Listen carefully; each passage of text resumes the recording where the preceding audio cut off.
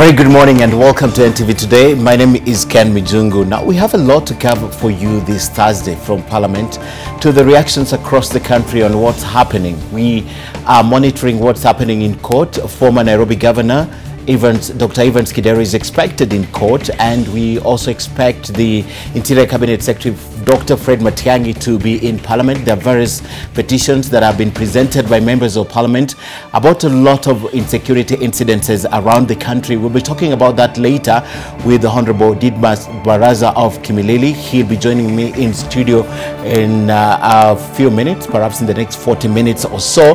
But that's not the only thing we're covering for you, because the demolitions of the buildings on Riparian land continues to elicit a lot of reaction. So we expect reactions from that, and we'll be telling you some of them. We'll also be crossing over to our bureaus to see what's happening across the country. My name is Ken Mijungu, and welcome to the show. But in this first the first thing we're going to do on the show this morning is to talk about energy. I'm joined in studio by Sylvester Makaka, who is the energy advisor at the Kenya Association of Manufacturers. We'll be talking about the cost of energy. A lot of debate around the country in the last few weeks about the cost of energy and how it's affecting manufacturers. We'll be putting that into perspective, and then we'll cross over to Parliament to speak to our reporters who are reporting on various things happening in Parliament, and of course to Vincent, who is at the Milimani Law Courts, where Evans Kidero is expected later. But first, let's talk about some of the stories that are making your headlines this morning. Now, before we talk about the headlines, I'm told that we'll have the sports in the next hour, and Sean Carvelis is right here in studio with the highlights. Let's speak to him first. Sean? Thank you very much, and a good morning to you. The news coming out this morning, Willie Mbaka is back in the Kenya team. Well, he's actually making his debut for the Kenya 15s. He is, of course, the Kenya 7 star who also played in the Commonwealth Games and the recent Rugby World Cup. So he's been named for the match, a crucial game. It is the penultimate game of the Africa Gold Cup that also acts as the World Cup qualifier for the 2019 World Cup. He's one of 2 additions to the squad. We'll give you more details on that a little bit later. And also internationally as well, the world's most expensive goalkeeper, Kepa, he has signed from Athletic Bilbao. He signed up with Chelsea. We'll give you full details on that, and also Tiger Woods in action this weekend. So plenty of sports to talk about a little bit later right here on NTV Today. Right, plenty indeed, Sean, and we'll be looking forward. Sean will be joining us at the top of the news hour with all the details from the sports. And of course, let's begin now with the Vihiga County, which has secured the lion's share of funding for the second round of the Kenya Devolution Support Program, which provides grants for counties to build capacity for their operations. Vihiga has received 553 million shillings out of the 1.95 billion shillings disbursed for the level 2 of the KDSP, which translates to 28.4% of the total allocations. Only 13 counties have qualified for level 2 of the disbursement. Following the annual capacity and performance assessment of the Kenya Devolution Support Program, Vihiga County stands heads and shoulders above the rest of the counties. This has led to the county being the recipient of 553 million shillings in grant assistance from the World Bank. Kumekuwa na mafunzo, kwa na mashirika ambayo yamekuja kufunza maneno ya monitoring, maneno ya finance, hasa Kenya School of Government. Tulikuwa tukituma watu kule na wanaelewa hizi vitu. Lakini tumefanya capacity building ya watu yetu hadi kwa village level. We encourage you to support the other counties like us who are not receiving as much, to see what it is that our counties are not doing to be able to actually achieve, maybe inter-county sharing of experience on how to ensure that we meet the performance criteria. The 13 counties that have qualified for Level 2 investment grants based on the 8 minimum performance conditions set by the World Bank are Busia, Nyandarua, Kiambu, Baringo, Makueni, Kisii, Laikipia, Siaya, Narok, Kirinyaga, Kajiado, Garissa, and Mandera. The other counties that did not meet the criteria for the disbursement of Level 2 were disqualified because of audit reports that failed to attain the credibility threshold. The program has noticed some challenges during implementation, such as coordination at the county level, inadequate involvement of county assemblies in KDSP activities, inconsistency of county KDSP implementation teams and focal persons and provision of technical assistance to the counties. Mandera County has already received 6.1 million under the level 2 grants. Busia County, on the other hand, has received Kenya shillings 553 million on the same grant. The cause of this disparity between even the counties that receive is the performance score obtained by the two counties after the independent assessment. We realize how some of them have been difficult. So we are open to restructuring the program, and this is something that we are engaging because our intention is to support counties. We are not here to punish. We are trying to design a program that is for the counties. It still needs to retain a certain element of performance.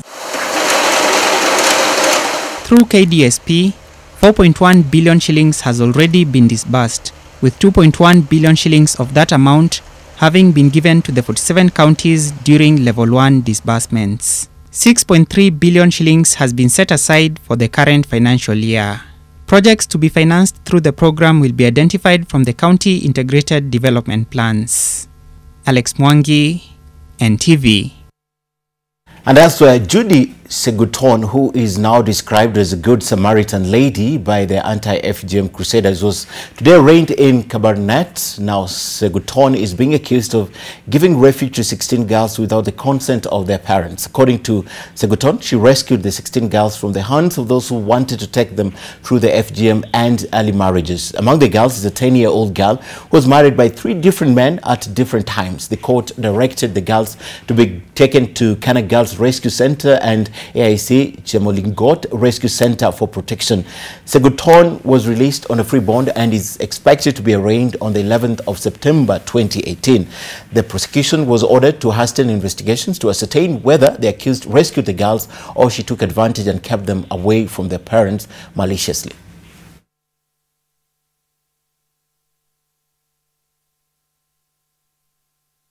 The offences established shall be examined by and analyzed by the ODPP and finally present the matter before court. Now, the Jaramogi Oginga Odinga Teaching and Referral Hospital in Kisumu has suspended a doctor who demanded money to treat a defiled young girl. Dr. Daidan Ongonga is said to have asked the mother of the girl for 150,000 shillings before he could carry out a surgical procedure on her to correct complications that arose after the defilement, as Okokusa now reports. According to the victim's mother, her daughter developed a health condition known as fistula after the defilement. When that happened, tulimpeleka hospitali, akapata hizo surgeries, akafanyiwa hizo operations. Alafu sasa mtoto alikuwa na hiyo fistula, alikuwa anatokwa na choo na huku mbele. So madaktari waka-opt wamtolee intestines nje, ndio huku chini ipone, ndio arudishiwe. But when the time came for the colon to be restored, the girl's mother says she was met with a rude shock. Daktari naye anasema tutoe pesa. She says the doctor later went ahead and booked the minor for surgery, but never showed up on the scheduled date. Tukaambiwa ati daktari hayuko, ameenda wapi? Ameenda leave. So mi sielewi cause imekawia. It's almost a year tangu hiyo kitu ifanyike mpaka saa hii. Mtoto wangu haendi shule. She says her daughter has suffered intense trauma and experiences severe pain whenever she goes for long calls. The hospital's medical superintendent, Peter Okoth, confirmed that action had been taken against the said doctor. The issue of money is just surprising to us also.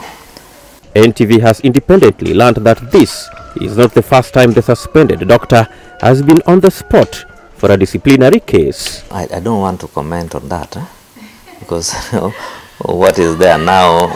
The minor was defiled in September 2017 in Manyata slum. Okokusa, NTV. It's a very unfortunate story right there. Now, the second phase of the evictions from the Mall complex targeting the Sierra Leone area will start soon after the government validates a number of title deeds issued to the settlers at high-level security meeting in Narok County. Today, Rift Valley Regional Commissioner Mongo Chimwanga also expressed the government's reluctance to compensate the Mall landowners until a fresh issue of title deeds and a survey of the contentious area is completed. In their quest to reclaim the country's green land to its state before the human invasions, the government now says the Nyayo Tea zone was only meant to act as an invisible barrier for the Masai Mau and Olpusi Moru forests. We are all in agreement that that was not a boundary. It was not a boundary dividing the Masai Mau and the Olpusi Moru. Both sides are still public forests, and they should be seen to be public forests. And at the center of the thickening plot in the Mau restoration efforts spanning years are the group ranches of Reio, Enakishomi, Sisian, Enosokon and Ngaroni, who are said to have extended the forest boundaries, subdivided the land and sold it off to unsuspecting buyers. The government's headache now is telling who the real landowners are and who has illegally encroached into the forest. Before the second phase of the evictions begin, the Ministry of Lands Department of Adjudication and Survey and Registrar of Land will have to validate some 475 title deeds issued to the settlers. We've required clarifications from the Ministry of Lands Departments of Adjudication and Survey and the Registrar of Lands, specifically on the validity of these title deeds and how the acquisition process came into being. The Ministry of Education has also disputed that there are public schools in this section of the Mau, despite the evictees claiming that the government built the schools. There is no single registered school in the Mau as we currently stand here, and that is the official report from the Department of Education, that what we have are community centers that the settlers had established for use by their small kids. About 5,000 hectares have since been rehabilitated. The next phase hopes to retrieve another 8,000 hectares. A narrow court is expected to rule on the Mau evictions later on in the week in a case filed by Kericho Governor Paul Chepkwony seeking to have the Mau evictions stopped. Bridget's, Ghana, NTV. And this year's music festival has entered its third day at the Dedan Kimathi University of Science and Technology. Now, the theme is aimed at enhancing national unity, cohesion and integration. Winners in the different categories will be rewarded and will stage a performance for President Uhuru Kenyatta at State House. NTV's Melita Oletenges now reports. Music, dance, pomp and color were the hallmarks of this year's Kenya Music Festival held at the Dedan Kimathi University in Nyeri. Different schools have put their best foot forward and are competing in the prestigious yet tough competition.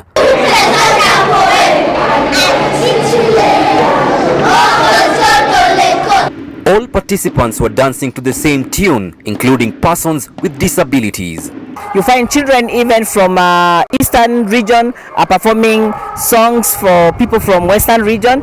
You find Maasais are in the Rift Valley, but people in Coast are performing music from there. So right now we can say that everyone is learning to do what all Kenyans are supposed to do as one. One of the day's highlights was the Ngonda dance by the Shanzu Teachers College. It was traditionally performed by the Mijikenda during happy times such as a wedding. Naweza fananisha wimbo huu na theme wa mwaka huu cohesion kwa sababu ni uwiano.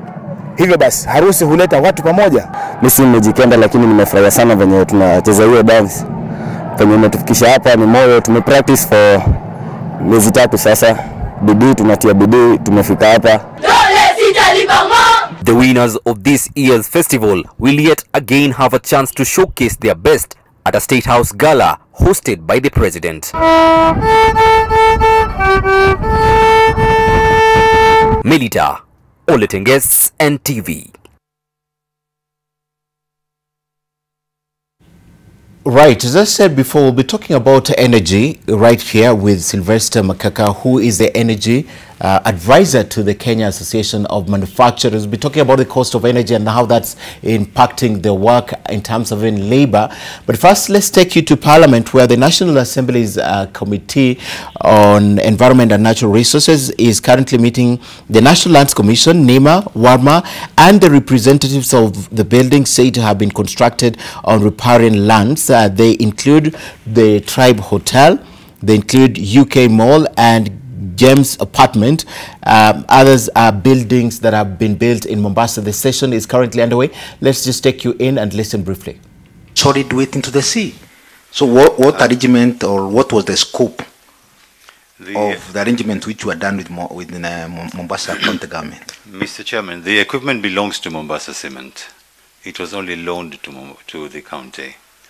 We loaned the equipment together with the operators. But we were not directing any of the operations. Everything was being done by the county government. I'm sure some of your members are aware that Mombasa Cement has done a lot of CSR within Mombasa and Kilifi counties, like building walls around schools and police stations, rehabilitating schools. We have a school with about 1,000 disabled kids in Mtwapa, which is run by Mombasa Cement. So as part of the CSR, we have been doing a lot, and when the county requested us, we had no objection in giving it to them. Whatever they were doing, it was their duty to get whatever approvals that they needed. We only gave them, if I give you my car, and you want to come to Parliament, it's for you to get an approval to park it in the Parliament parking compound, not me. I think you can be able to give your input on this, Mheshimiwa Kimari. Thank you, Chair. I want to thank Mr. Akram Mohammed of Mombasa Cement for the CSR and the good work you people are doing. But our concern, as the chairman has said, when we went to Kibarani site, we actually saw there is a push towards the ocean. And that is what we are concerned about.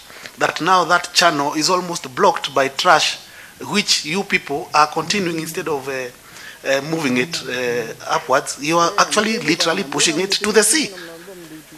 See, the dry... So, I don't know whether it is you... Mohammed, just hold on. Yeah. Just take note. Yeah. Because, you know, that our big... You have offered the equipment, you have offered the operators, and these your operators, they could have given the terms of reference, the sort of the CRS you are supposed to do. But now when you go ahead and push all the solid waste full of heavy chemicals into the sea, completely destroying our aquaculture, our ocean life, even if you have given me the car, at least you could have asked some solid questions. Here things maneno ni moto. Mheshimiwa Charles Okondowere. Thank you, Chairman. I think his submission is very clear. His submission is very clear because he loaned the equipment to county government of Mombasa and he has tabled the document. Our duty will just be to peruse the document, whether they are in conformity. Then the next is to call the county government of Mombasa. And he has really narrated it well. If you are given a car, maybe you have hired a car, it is your duty to drive it nicely, park it nicely, and to take safety. So me, I concur with him. I only need him to table the document. Others will follow. Thank you. Chairman, I concur with Mr. Mwere. It's an issue of Good Samaritan, and actually he has done his Samaritan business. We have NEMA, who should ensure that solid waste should not be pushed into the sea. We have county government of Mombasa, who should have ensured that that waste should not go into the sea. I think for Mombasa Cement, Chairman, we should not really harass them for the CSR that they are doing for Mombasa. Let's go to the authorities concerned, the is concerned. We should have stopped that. Thank you, Chair. Even me, I concur with my colleagues. I think Mombasa Cement is doing a great job in regard to CSR in the coastal region. Right, we have that story covered for you from County Hall, where the members of the Senate, if I'm not wrong, are currently undertaking that process on Riparian land. It's something that we will go back to in the course of this live broadcast. But let's take you now briefly also to Mwingi, where you remember over the weekend, about 10 children died in that road accident. And today they are holding a requiem mass for those children. And Sharon Baranga is reporting from Mwingi. Let's take you live now to Mwingi.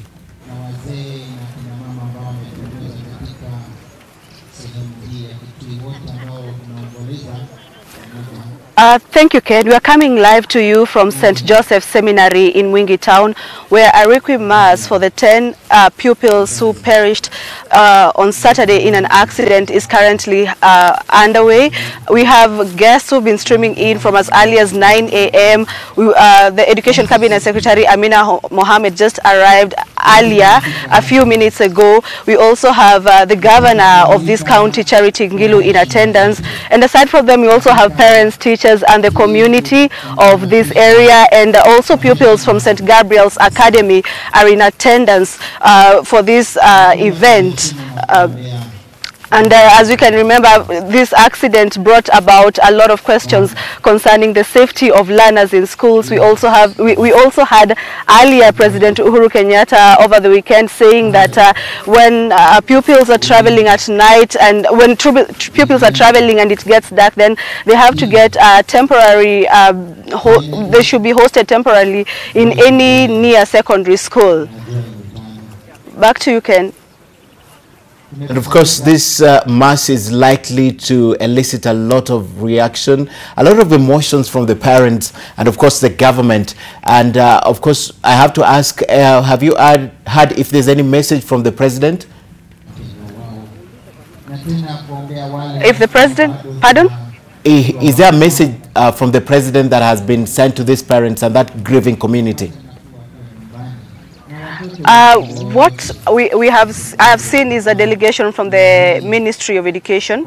We have, apart from Amina, we also have the PS of Basic Education, Belio Kipsang, in attendance. I'm not yet sure if we have someone who has been sent by the president to, to be here for him.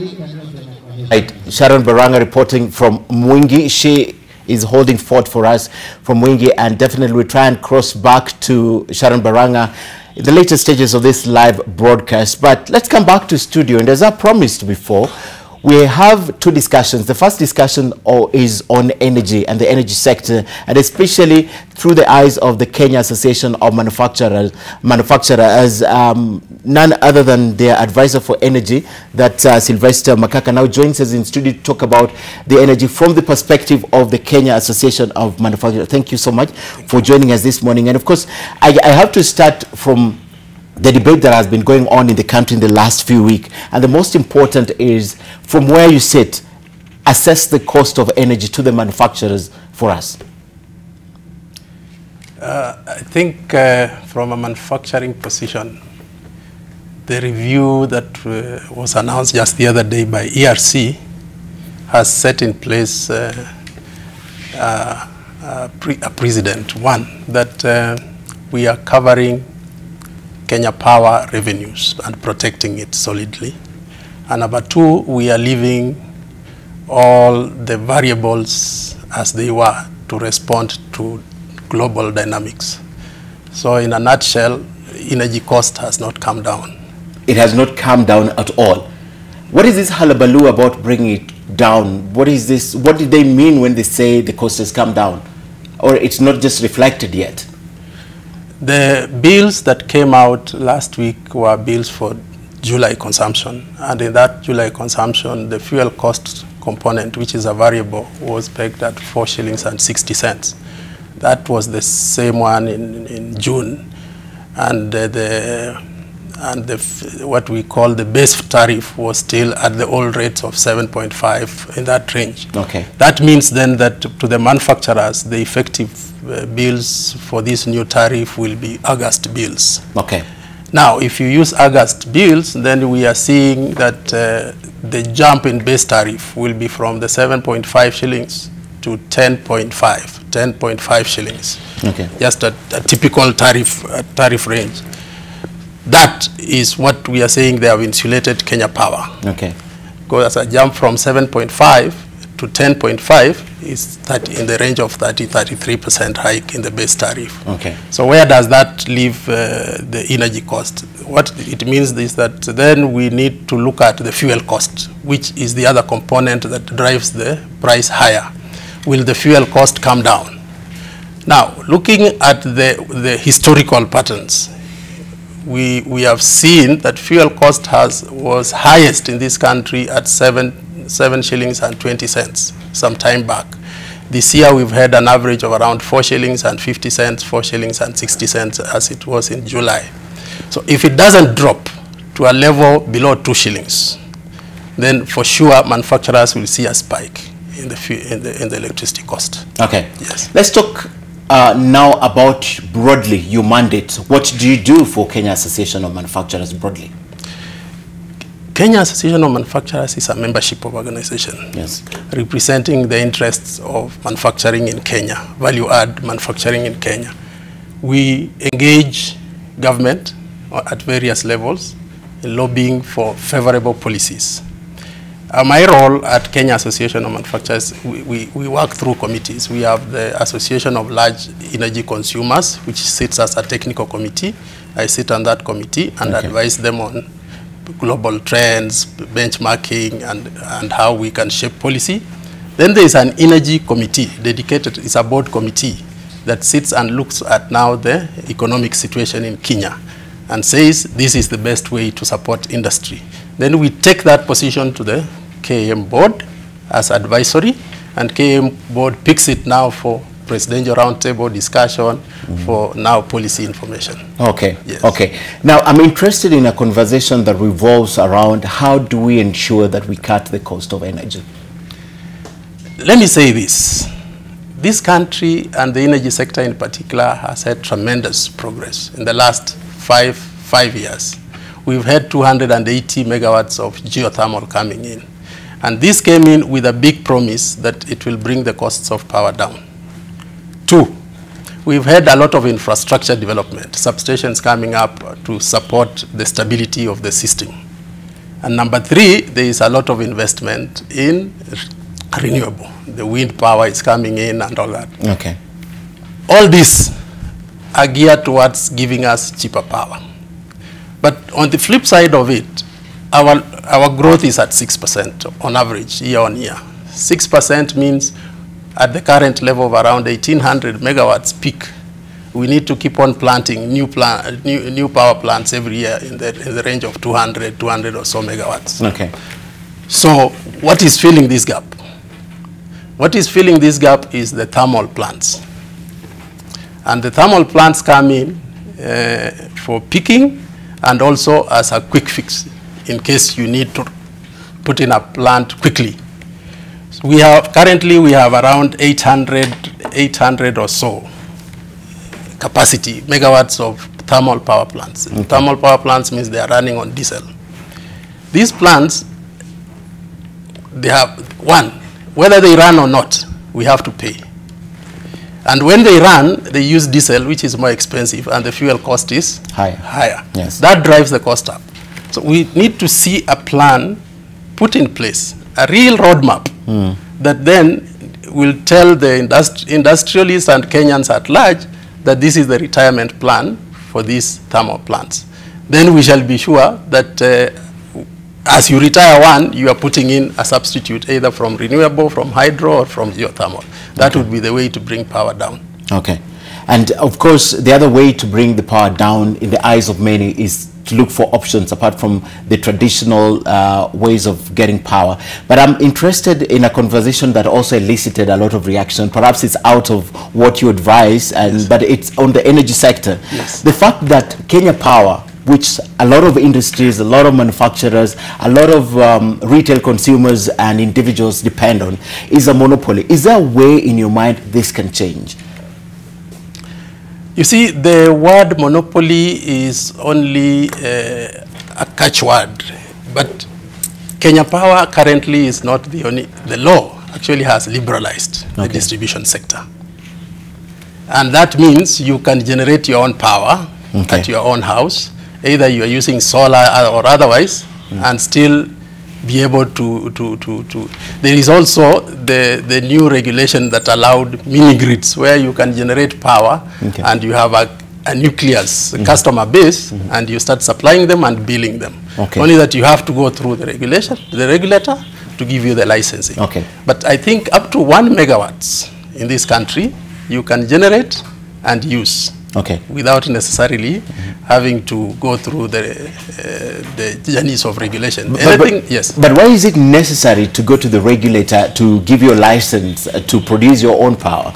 Is it because perhaps you intend to supply it, or perhaps you are not supposed to produce your own power unless you get a license? Because from the top of my mind, if I set up a solar panel on top of my house and I have excess power that perhaps my neighbors don't have, I'm allowed, I can just decide to distribute it to them without necessarily getting the license. So what is the reason for that license? The license basically puts you under the framework and sphere of regulation, which means you have to stick to the grid codes in this country, and you have to be within the standards set out by this country. Basically, it's for compliance. Yes. Oh, it's basically for compliance. So, but nothing still stops me from having solar panels, a solar farm in my home, and distributing power to my neighbors. Yeah, you just need to go through the normal regulation compliance so that they know Mr. So and so at such a location is generating and supplying power. Yes. All right, stay with me. We're coming back with this discussion, but one of the stories that we are reporting for you today is the arrest of former Nairobi Governor Evans Kidero, who was supposed to be arraigned at the anti-corruption court this morning. We understand he's headed to court, or he's in court, but to find out, let's speak to Vincent Oduor, who's covering this for us, and he's been covering it from last night. Vincent, good morning. Good to see you. Talk to us about the possibility of Governor Kidero coming to court or having come to court, and what are the charges that are likely to be brought before the court against him.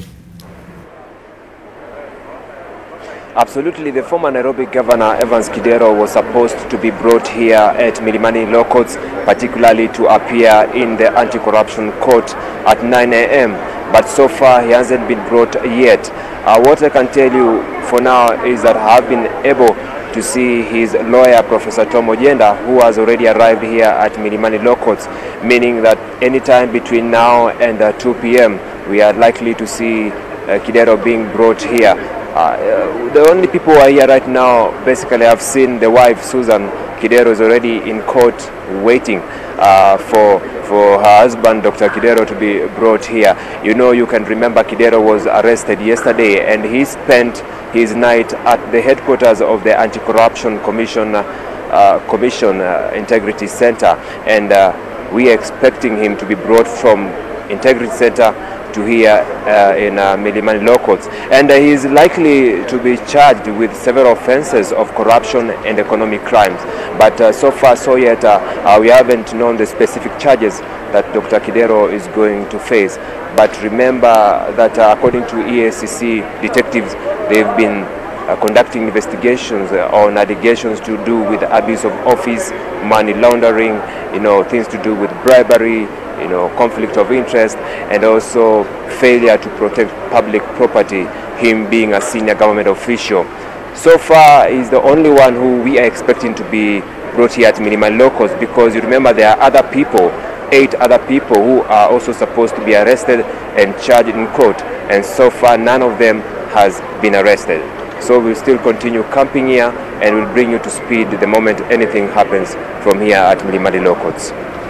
Right, Vincent Oduor, thank you very much. And we realize that the former governor, Evans Kidero, is the second governor to be arraigned in court in so much time. It's precisely 2 months, or less than 2 months, since Peter Ojamong. So let's see what happens. Vincent Oduor is reporting from the Milimani Anti-Corruption Court. All right, and of course the other big story that you must be aware of right now is the Mao evictions. We just told you at the top that the second phase of the Mao eviction is likely to begin, but the challenging members of parliament or members of parliament and leaders from that area are holding a press conference to talk about this. Let's listen in briefly also.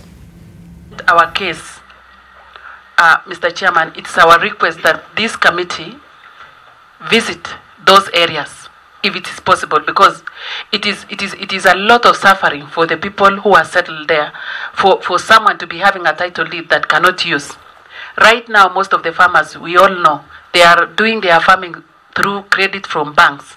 And you can imagine being on a land which you've been settled for the last 50 years, and you have a title deed in the house, and you cannot use the same title deed to secure any kind of loan. You cannot do your farm activities comfortably because you still doubt yourself. Mr. Chairman, it is our prayer that, you know, as we present our case today, our petition today, it's our prayer that you visit the affected areas. We are not sure which settlement scheme is actually affected, because the judgment was done in Tanzania, and maybe the judge who was doing this is not even aware of what is happening, is not even aware how the farmers are affected, he is not aware of what is happening. As it has been said by Honorable Keter, the problems that we are facing today as a country, it's not only about lands, but what is happening is about our government officers who are doing shoddy work.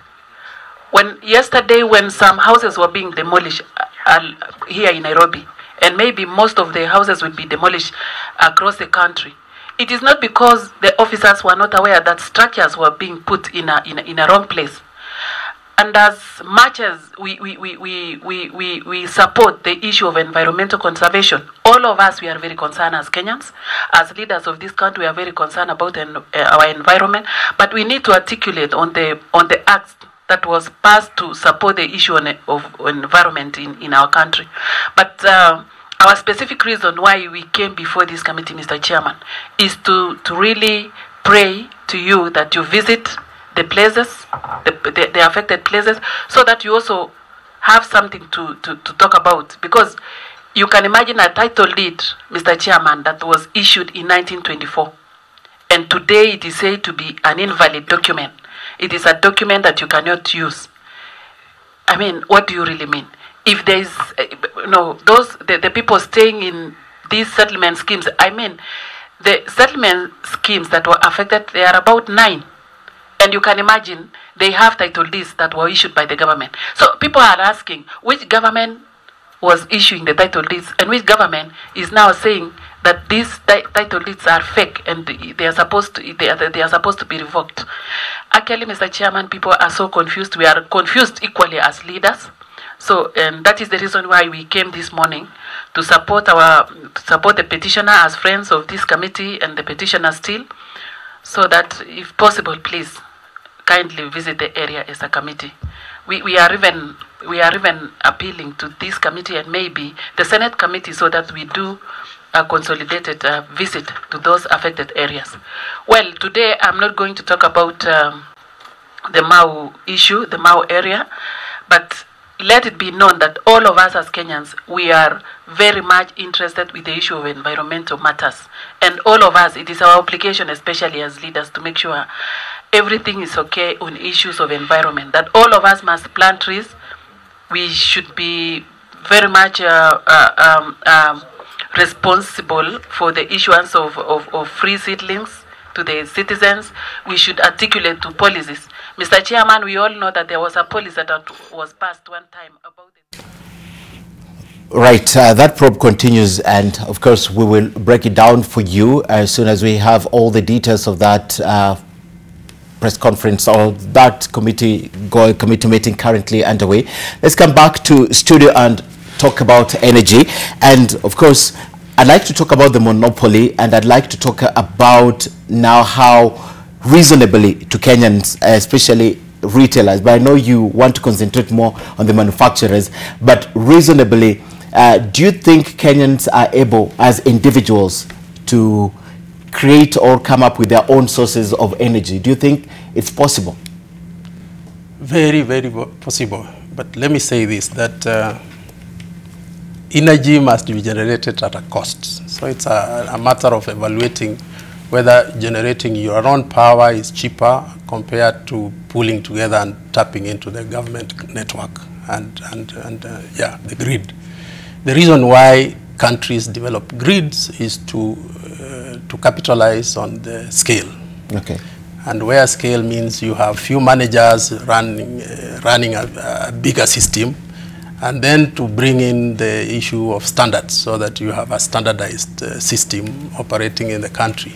And then when you go for very large manufacturing facilities, then it's a question of cost, whether it makes sense to invest in your own power plant or it makes sense to tap into the grid. Now, when you go into the grid, then the issues of reliability comes in, and what happens if you... So it's an evaluation that you got to do depending on the scale. But from an individual household, okay, people who have gone in for solar or as a source of their main source of lighting source, energy, there are complaints of what do you do at night when there is no lighting? Okay. Is it cheaper? But of course, solar is not cheap. Let people not say that solar is cheap. The moment you start putting in storage so that you can use it, you can use the stored energy at night, then you need to look at the life cycle costing and see it may not be cheap for an individual. Yes, okay. So that's okay. why it's always good to pull together. Okay. Yes. In terms of the sector and cutting down the labor force and blaming this to the high cost of production, is it justified? Especially the high cost of power that is needed to produce, so they have to cut down the labor force because they have high overheads. Look at Kenya not in isolation as an island, but from the regional and the global market. We are competing with products all over the world. Okay. And money has no boundaries. Like, you can invest here, you can invest in Ethiopia, you can invest in China also. What matters is where is my money making a lot of sense if I invest. Okay. So if you invest in Kenya and you realize you are not, the profits, the returns are not so good, you can choose to go anywhere else. So what drives Kenya's manufacturing expensive? Electricity is just one of them. Okay. Electricity, because we are in the EAC market, we are in the COMESA market, and of course we are competing with the global products finding their way here. So why scale down? Or why have a footprint in Kenya? The business environment is good, except the cost environment. Okay. And if the business environment is good, then you saw the other day manufacturers moving base from here to China and opting to import finished products because they still want to have a footprint in Kenya. Okay. That's why you see all this happening. Okay. Yes. And the nuclear energy that has been talked about, do you think that's our answer to bring down these costs? Every time somebody talks about nuclear, you ask yourself two questions. Where are we on the energy path as a country? Our per capita consumption for energy is still too low. Okay. As we ramp up, definitely we shall need more robust sources of energy, very stable. And nuclear may come in down in the line. For sure it may not be an answer now, but it's an answer in the future. Because we are not on the global scale. Our per capita consumption is still very low. It's still very low. And is it true that even what we have yeah. in the national grid is still very sufficient and we have surplus to even export to other countries? Is it true? As we stand currently, we have a capacity slightly above 2,300 megawatts. Mm-hmm. And our demand peak is at around 1,800. That means you have a small reserve margin of around 20%. Okay. Now, a grid of our size, we talk about 30% reserve margin. So if we continue growing at this pace, at 6% year on year, it means we don't have enough. We need to keep on investing in the energy more in power. Yes. We've seen the one in Turkana, the wind energy. Yes. We know the one in Ngong. No, several attempts. Yes. Yes. All right, before I let you go, let's talk about the cost implication now in terms of these tariffs to the manufacturers. Yes. Yeah. This tariff, interestingly, it has pushed the base tariff rate higher, but on the assumption or on the premise that the fuel costs will come down. What the implication of that is that the taxation that comes on the base tariff, that is the VAT, the rural electrification, the REA levy, has actually been pushed up in absolute terms. So the VAT of 16 on 7 shillings and 50 cents and the VAT of 16 on 10 shillings, there's a big difference. And that cost is normally a pass-through cost at all levels. VAT manufacturers simply it is not, the money is not, it's government money, so it has to be collected from the, so the implication of this is that you will see slight shift in the price of commodities. Yes, upwards? Upwards, definitely. Because this VAT must be recovered. If I was paying 2 shillings per unit, now I have to pay 2 shillings and 30 cents per unit. The 30 cents. You have to spread it around. You have to spread it around. Okay. Yes. Okay. Regardless of who is affected, the end user. The end user definitely is the recipient of all this beating. Because if my VAT we collect on behalf of government, and where do we collect it from? From the cost of goods. Okay. And that's how it's passed through. Okay. Yes. Morally, it's right, because I'm thinking we already pay too much taxes. Even as individual users, we already pay too much taxes, and then for it to be passed just because it's a little high. Morally? You see, tax ends at the consumer, the end user. That's where the tax ends. Everybody else is just a channel. So as the moment you are the final consumer of the product, that's when tax is paid. Okay. It is not paid in the intermediary. Intermediaries are just channels of the taxation system. Yes. All right.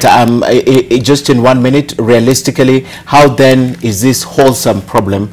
Because I'm looking at it in terms of everyone has to take and everyone has to give. How is it long-term or short-term? How is it to be addressed from where you sit? From an advisory point of view, let Kenyans understand one thing, that we are at a stage where we are building our infrastructure. We are investing a lot in transmission lines, in power generation, and in distribution system. There are areas we can check so that we put our energy cost under control, and that will be on efficiencies across the board. Efficiency in the distribution system, efficiency in the transmission system, and efficiency at the consumer end, how we use our energy. That will give you results. Number two is that energy is not a commodity we can store to use tomorrow. So it's consumed as we use. And as long as we are investing and the capacity is there, it's the consumers who have to pay for it. Okay. So we'll continue paying until we reach a level where we can say we are stable. All right. Yes. Thank you very much. That's Sylvester Makaka from the Kenya Association of Manufacturers. He's the energy advisor, talking to us about the cost of energy and how it affects you and ultimately why it affects you. Thank you so much for speaking to us. And of course, the energy conversation is a conversation that doesn't end today, and it continues. We'll be talking about it some other time, but we take a short break right here on NTV Today. When we come back, we have a lot to talk about. The state of the nation, what's happening, the arrest of former Nairobi Governor Yvonne Skidero. We're talking about the sugar probe. We're talking about the riparian lands, and of course we're talking about the proposed impeachment of the Treasury CS Henry Rotich. All that coming up with my panel. Didmus Barasa MP Kimileli joins me in studio next. Ben Mulwa and Fred Okangwa are also joining us to have this discussion. Stay with us. We'll be right back.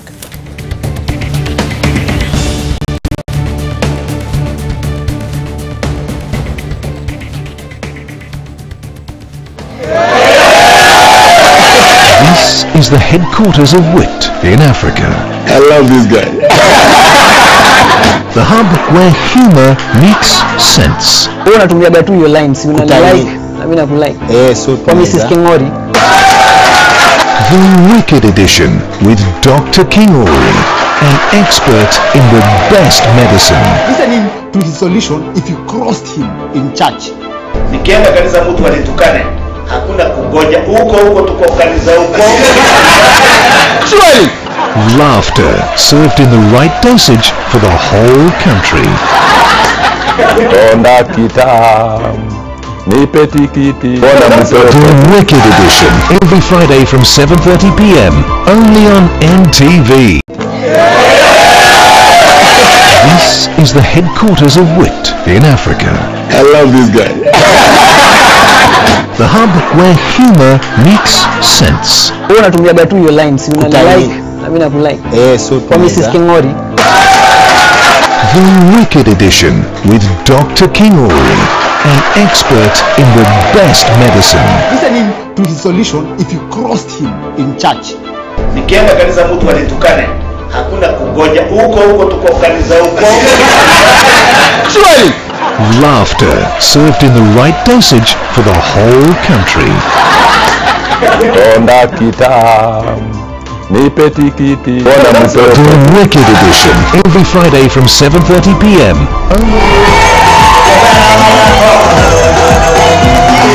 Kumbe material ya sofa set inaweza shona suti mzuri hivyo. Kila venye ulikuwa unakula school fees. Mimi nikidate dem sura mbaya huwa si mind. Najua ni vile hajamaliza kuwepo.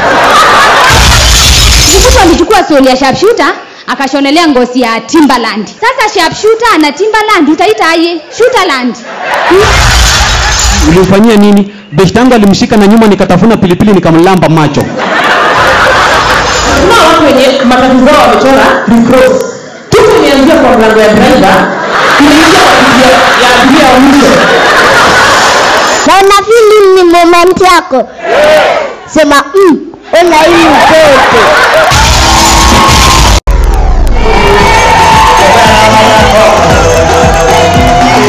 Kumbe material ya sofa set inaweza shona suti mzuri hivyo. Kila venye ulikuwa unakula school fees. Mimi nikidate dem sura mbaya huwa si mind. Najua ni vile hajamaliza kuwepo. Mtu alichukua soli ya sharpshooter akashonelea ngozi ya Timberland. Sasa sharpshooter na Timberland utaita aje? Shooterland. Ulimfanyia nini? Beshte yangu alimshika na nyuma nikatafuna pilipili nikamlamba macho. Kuna watu wenye matatizo zao wamechora recross. Tuko nianzia kwa mlango ya driver, tunaingia kwa ya abiria wa mwisho. Na unafili ni moment yako. Sema ona hii mtoto.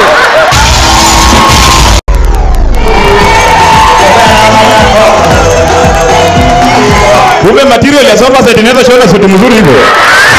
Kila venye ulikuwa unakula school fees. Mimi nikidate dem sura mbaya huwa si mind. Najua ni vile hajamaliza kuwepo.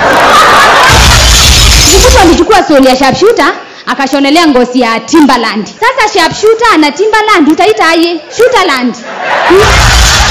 Ulimfanyia nini? Beshte yangu alimshika na nyuma nikatafuna pilipili nikamlamba macho.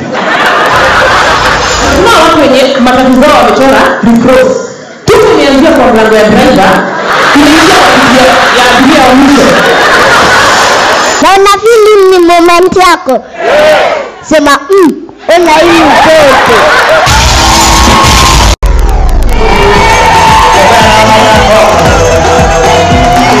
Kumbe material ya sofa set inaweza shona suti mzuri hivyo. Kila venye ulikuwa unakula school fees.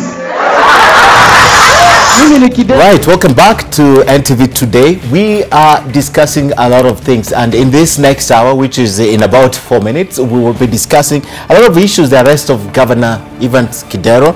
He's supposed to be in court any minute from now, as Vincent Dur is reporting. We are also discussing the sugar report, the questions around it, the fact that some quarters are alleging that it was changed or it was distorted to favor and clear some big shots.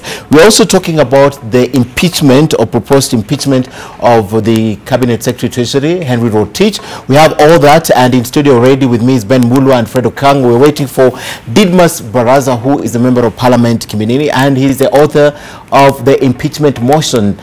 Well, before we talk about that, let's look at some other stories making headlines at this hour. Chief Justice David Maraga has once again reiterated the importance of a well-funded judiciary while decrying their 50 million shilling budget. I've asked myself, the judiciary as an arm of government,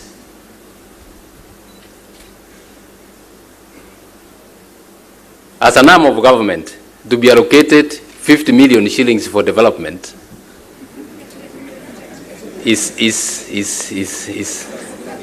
I don't know how to describe it.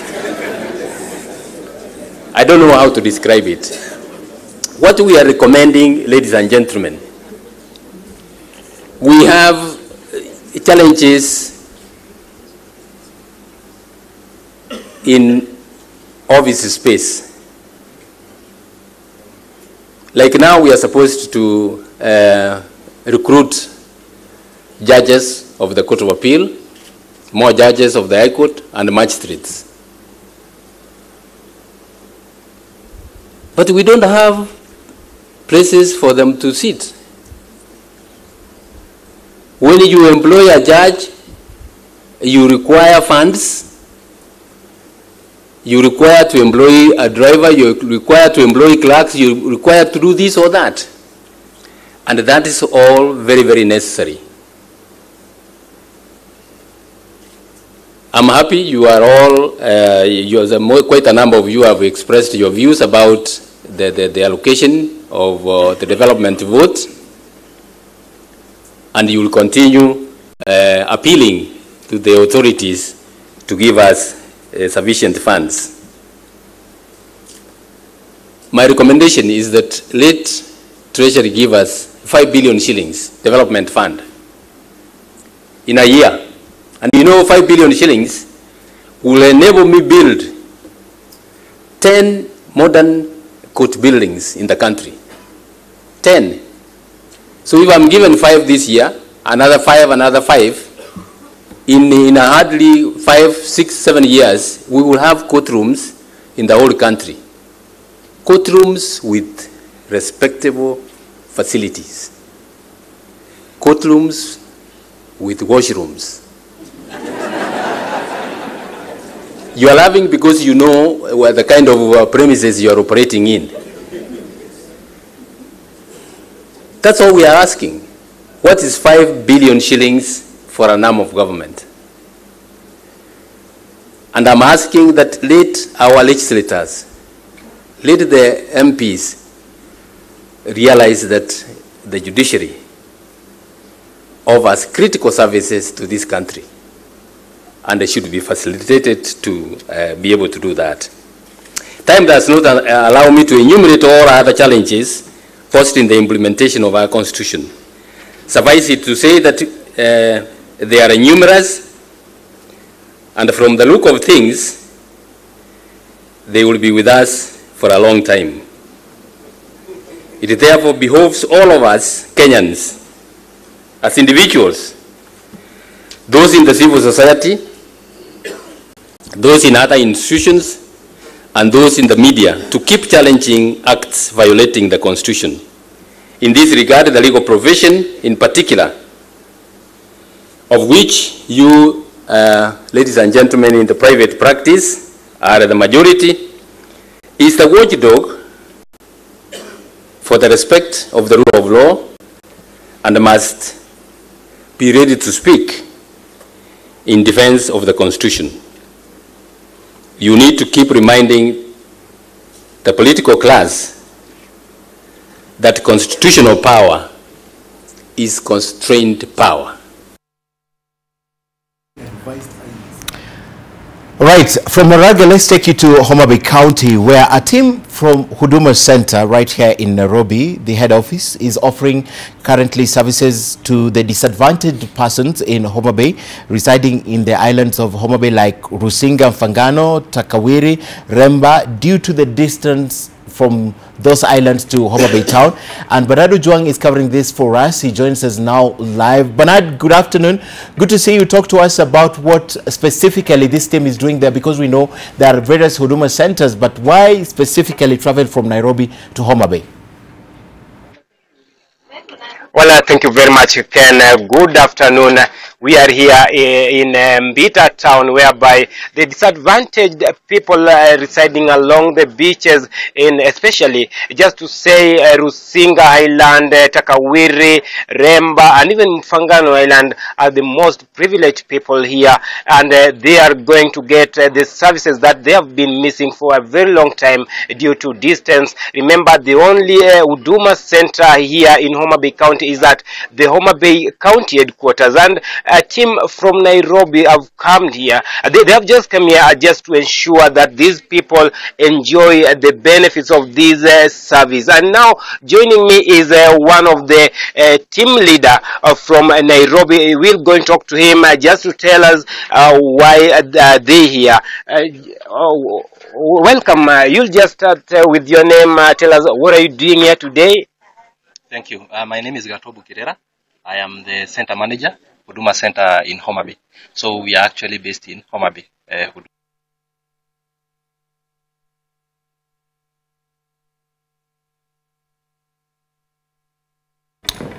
Right, unfortunately, Bernardo Jang has a technical challenge. We'll try and speak to him, but a team from the Huduma Centers right here in Nairobi are offering their services to various stakeholders and individuals and residents of islands in Homa Bay County of Remba and Rusinga and the likes. So we'll try and get him. But let's come back to the studio and have our discussion right now on what's happening around the country. And to begin with, let me introduce my guests. I have Ben Mulwa, who is a governance consultant, and Fred Okango, who is the Secretary General of the Third Way Alliance Party. Thank you, gentlemen, for coming. We're waiting for Didmas Baraza, who is a member of Parliament for Kimilili, to speak to us. He's the author, the architect of the impeachment motion against CS Rotich. We'll try and see if he will make it, but currently he's before Parliament, where the Interior Cabinet Secretary, Dr. Fred Matiang'i, is supposed to be appearing. They have various petitions. Him specifically, there's a petition on a murder that took place in his constituency of, I think it's Peter Wanyama, so he's presenting it before the Interior, and he wants to know the solutions and the extent of the investigations. As soon as he comes, we'll get him in. But let me begin this discussion from where it's necessary. The arrest and detention last night of former Nairobi Governor, Dr. Evans Kidero, and he's supposed to go to court. First, gentlemen, before we speak about that arrest, the people who believe it was diversionary. Yesterday was the same day that the Senate was releasing the report on Ruaraka. Then, incidentally, the report is tabled in Parliament, a very sensitive report, and Governor Evans Kidero is arrested. I don't know what you think from where you sit, Ben. Thank you, Ken. One, we have to agree we are a country that is dominated by theatrics to a large extent. The arrest of Dr. Evans Kidero, on the one hand, I believe is really a significant and a bold step, because at some point it really appeared that there are certain individuals who may be above the law. But the timing is also interesting, because there has been a build-up. On the other hand, again, we cannot really look at it as a diversion from the sensitive Senate report that on the Ruaraka land, because these are two very distinct and independent events. The Senate had to handle that. But you see, the publicity that the arrest of Dr. Kidero got diverts attention to a large extent. But in terms of the expectations, it is difficult really to demonstrate there is anything that is meaningful that is going to come out of it. Out of the arrest? It is impossible now, because we have continued to see a lot of these theatrics in terms of arrests. Then people are taken to court, then it becomes now another sluggish process. And I think now Kenyans are tired of some of these exercises. We really need to go beyond just the ordinary theatrics. We still have pending issues on the NYS saga. Since the NYS 1, then we had season 2. NYS now has been allocated a lot of money, so we are anticipating NYS season 3, and it has become a cycle, really. And that is one of the things that Kenyans are getting fatigued with. Okay. Yes. Oh, so you think there's nothing meaningful that may come out of it, but we know also the reason why this has, your former boss, for example, has made a lot of noise in what's happening, or what happened at the county. Yes. And now that he's sitting, I remember Governor Sonko began making noise when he was a senator, and now even this even as recently as 2 days ago, he made a lot of noise about this, and then it culminated into the arrest. Of course, we can't downplay that this has been work in progress. Yes. Fred. Thank you, Ken. I remember yesterday when this incident happened, I tweeted about it, and I said, EACC are really trying to match ODPP after in the court of public opinion, they were rendered useless. And I stand by my words, because, you know, if you look at the mandate, the constitutional mandate of EACC, one of the things that they ought to have done from the start is public sensitization on how to deal with matters corruption. They have not done that. One of their mandate is also to actively be involved in investigation on matters corruption. But here is a case where EACC is acting on what is called reactionary actions. They are very reactionary to arresting somebody they would consider big fish to match what ODPP has been doing, instead of doing a preventive measure as per the, EACC Act. Now, we also need to understand that how was this EACC formed? The basis on formation of EACC was on so many acts: Leadership and Integrity Act, Ethics and Corruption Act, Public Service Act, and Procurement and Disposal Act. All those things brought together ensured that EACC now should narrow down not only on the corruption itself, but also on ethics bit, because we are in a country where the public servants have misused their offices. And I want to point one thing that I pointed yesterday. Dr. Evans Kidero, when he was brought at Integrity Center, you also saw the people who are going there, the first time we went, or yesterday? Yesterday. Okay. There were people who are going there to, so allegedly is fans. Now look at how we are trying to fight corruption, and then corruption is also trying to fight back. There is no way that you can arrest such a person and then expect that the other quarter will be sitting pretty, and that's why his funds were going out. But there is a bad manners, because when you have been when you have been arrested for such cases, the most important thing that they ought to have done is to stop any demonstration that ought to have come, that was going to come with that. That means we are still using politics to fight to fight back against corruption. And I also noticed that it is coming at a time when there are so many other high-profile cases going on. Why is it that EACC, after there was a suggestion to disband it, now they are coming out stronger than before to show that they're also doing something? For me, I maintain my stand, and I say, as a party, and this is the position, EACC should be disbanded. It is moribund. It should be disbanded like yesterday. Okay. So are you condemning the EACC for being proactive? Because that's what I am not condemning EACC for being proactive.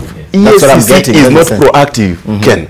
They are just said they are arresting because they are arresting because they want to match the standards of ODPP. Nordin Haji has been doing a good job. What is the problem with that, Okama? There is a problem because if you read the act of EACC, number one thing as a function they must do, not only to investigate, but also to enlighten the public on the dangers of corruption, preemptive measures, not to act after corruption has happened. What we call preemptive measures. That's what the act says. But look, this commission was set on the basis of Chapter 6 of the Kenyan Constitution. They have failed, Ken. Today, going to arrest somebody after money has been stolen is not helping this country, because we know very well that the EACC themselves also have got people in there that are not for the benefit of this country.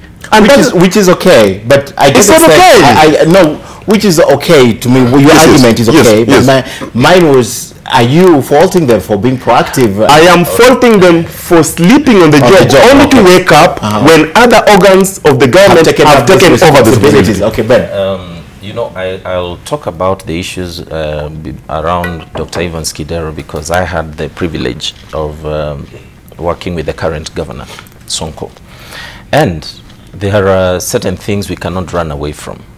If you check through all the audit reports since Nairobi County government became in 2013, there has been very serious issues that have been raised by the Auditor General alone. Yes. Let alone the pedestrian accusations. Yes. There has been massive cases of misuse of public resources.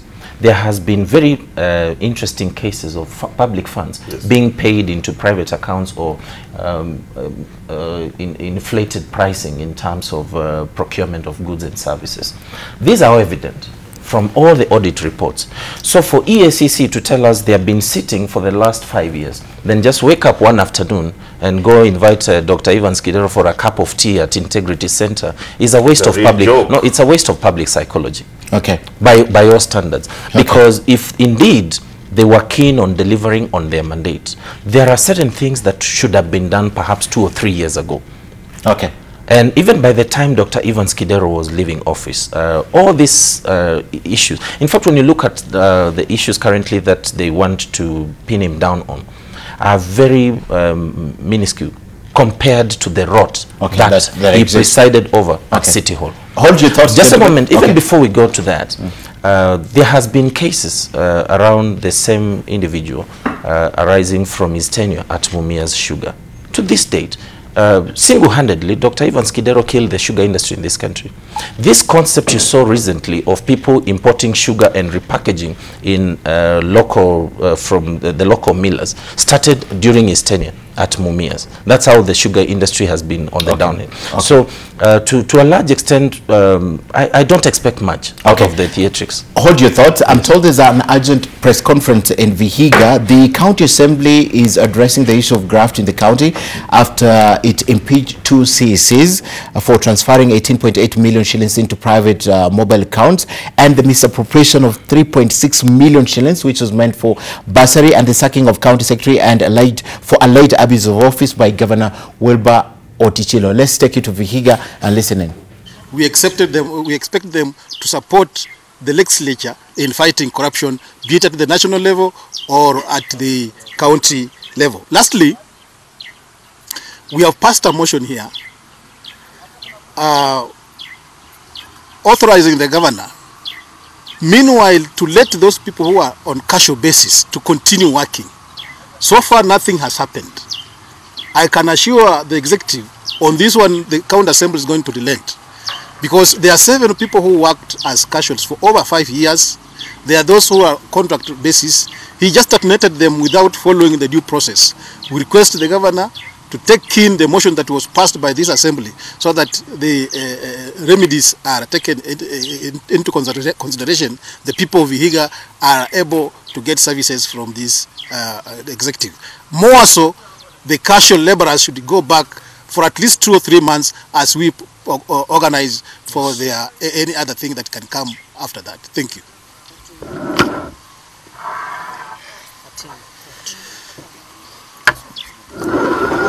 Yeah, thank you. Thank you. As the leader of minority, I don't think I want to contradict my colleagues. Neither do I want to repeat what my colleagues have said. But as you can clearly see, this is a united house. We have decided to put our parties, political parties' affiliations aside, so that we can clearly handle the issues that are emerging in this county. And the issues that we are handling are clearly directed to make sure that the common mwananchi, or rather mwananchi of this county, benefits from the monies and all things that comes to this county. We are determined to make sure that the executive delivers the promises. A few things that we have highlighted here that we are pursuing, we shall continue to pursue.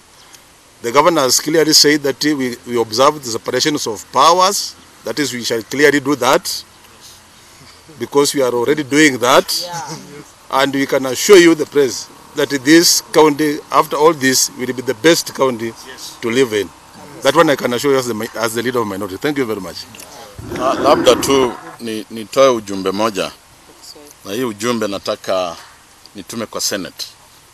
Hii mambo yote ambayo tumefanya kuhusu tumeongea kuhusu Mheshimiwa Otichilo, kama hata yarekebisha uongozi wake, hivi karibuni tutamtuma kwa Senate. Kwa hivyo Senate wawe tayari kupata mteja hivi karibuni, sababu haya ni mambo ambayo yanahusu wananchi, na tena inahusu ufujaji wa pesa za umma, na hatuwezi kukaa kama assembly tukubali pesa ifuchwe namna hiyo kwa njia ya ovyo.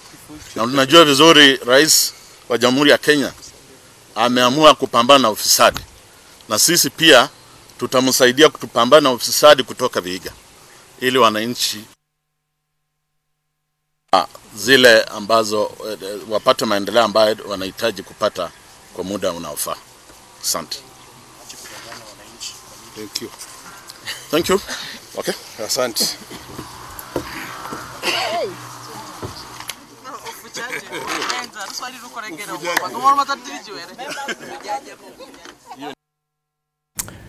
Right, the end of that press conference from Vihiga. We'll get you more details on that press conference But let's talk about what's happening in Homa Bay County also briefly. We had to cut short Bernard Ojwang, who had a technical hitch with his equipment. Let's get back to him to speak to us what's happening. Bernard, sorry we had to cut you off. Good afternoon once more. Tell us exactly what's happening and why that team had to move from Nairobi to Homa Bay. Well, thank you very much, Ken. Sorry for that technical hitch. I told you there before that we are here in Homa Bay County, Mbita to be precise, whereby Huduma team, the Huduma Kenya team are here in Homa Bay to ensure that people residing along the lake, especially the highlands like Mbita, Rusinga, Takawiri, Remba, are here to get the services. And now we are just going to talk to one of the representatives of Huduma Center. Just tell us why are they here. You'll start with your name. Tell us why you here in Mbita. Thank you very much. My name is Gatobu Kirera. I am the center manager, Huduma Center in Homa Bay.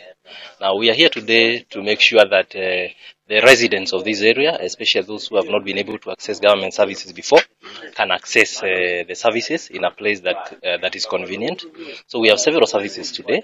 We have the ID cards, we have an NHIF, we have a group registration, we have some health services, we have birth certificates, and several others.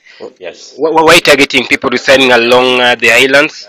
Yeah, because the government appreciates that people who live in various regions have challenges sometimes, especially in terms of distance. Those who cannot access the Huduma in Homa Bay, we have a program that is called Huduma Mashinani, whereby we try and bring the services where the people are, so that they can experience the government services just like the residents of other areas. Could you just please tell us the exact number you are targeting today? Today we are targeting to serve maybe 500 people. Yeah, that is the average we serve even in Homa Bay. Every day we serve a clientele of about 500 on average, and we are hoping even today, because this is a mini Huduma, we are going to access the same, to reach the same, a similar target. Yeah. What do you think makes these people not to access your services? Mainly distance. As you are aware, this area especially is surrounded by islands, and it's a bit of a challenge for some of these people to get out of their homes and come to Homa Bay, for example. So we feel that once in a while it is good that we reach out to them, so that they can also experience the services of government. Yes. Well, thank you very much. Ken, I'll talk to Homa Bay Mbita Deputy County Commissioner just to tell us, because he was also talking about many people residing along residing on these islands are not having these documents. Welcome, sir. Tell us these challenges you are talking about. Could you just please tell the people? The challenges, by and large, are because of the distance, as has been said. People living in the islands are really far off. And then there's also the cost implication of reaching the mainland better. And then, Huduma Center is in Homa Bay. So this is really a good opportunity for them to access services closer to them. You are expecting a good turnout today? The turnout will be good. Though not all of them have managed to come because of the distance and, of course, cost implication as I've indicated. So, thank you. Ken, you've heard from the team from Nairobi, the Deputy County Commissioner here in Mbita, saying that the people, they are expecting good number at least to come, get access to these services, and we'll be here at least to get more. And we'll also talk to some of the locals here just to tell us what are the challenges that are they facing that makes them not to access these services. Back to you, Ken. All right, Bernard. Thank you very much. Finally, we got him. Now we know why the Huduma team is in Homa Bay. Let's come back with the discussion here. And let's conclude on Evans Kidero. You both agree that nothing substantial comes out of it. Let's see when he's arraigned in court. But I want to talk about the fact that he's the second high-profile governor after Sospito Jamong to be arraigned in court in the recent past. So that's also significant, right? No, actually, I think that is really significant because initially, and this should also be a warning shot, even to anybody getting into public office, that you just want to walk in there, plunder public resources and expect to get away with it. The significance is that, again, I'm imagining the EACC, despite their incompetence before, they have an opportunity to clean themselves up. and really now present substantial cases in court that can secure convictions. And based on that, perhaps people will regain confidence in the EACC. And I think the arrest of somebody like Dr. Evans Kidero, as I've indicated to you, because there has been so much said about him. But that, again, is very significant to the public in the sense that now it's not going to be business as usual. And I want, every Kenyan now is still taking the war on corruption, particularly by the president, with a pinch of salt. But at least there is demonstration that something is coming up. And I think that is really important. Okay, yes. Ken, I would want to urge EACC, if they want Kenyans to take them serious, let them go by the Auditor General report. That report has got recommendation in all the counties where money has been misappropriated or has been stolen. If they go by that report detail by detail, today we would have seen all the former governors and present governors arrested, because there is so much in that report that shows misappropriation of funds. Number two, we don't want a situation where, look at how Kenyans are tired. Kenyans are even preempting what is going to happen. A few minutes ago, there's been rumors on social media that the Machakos governor is also going to be arrested.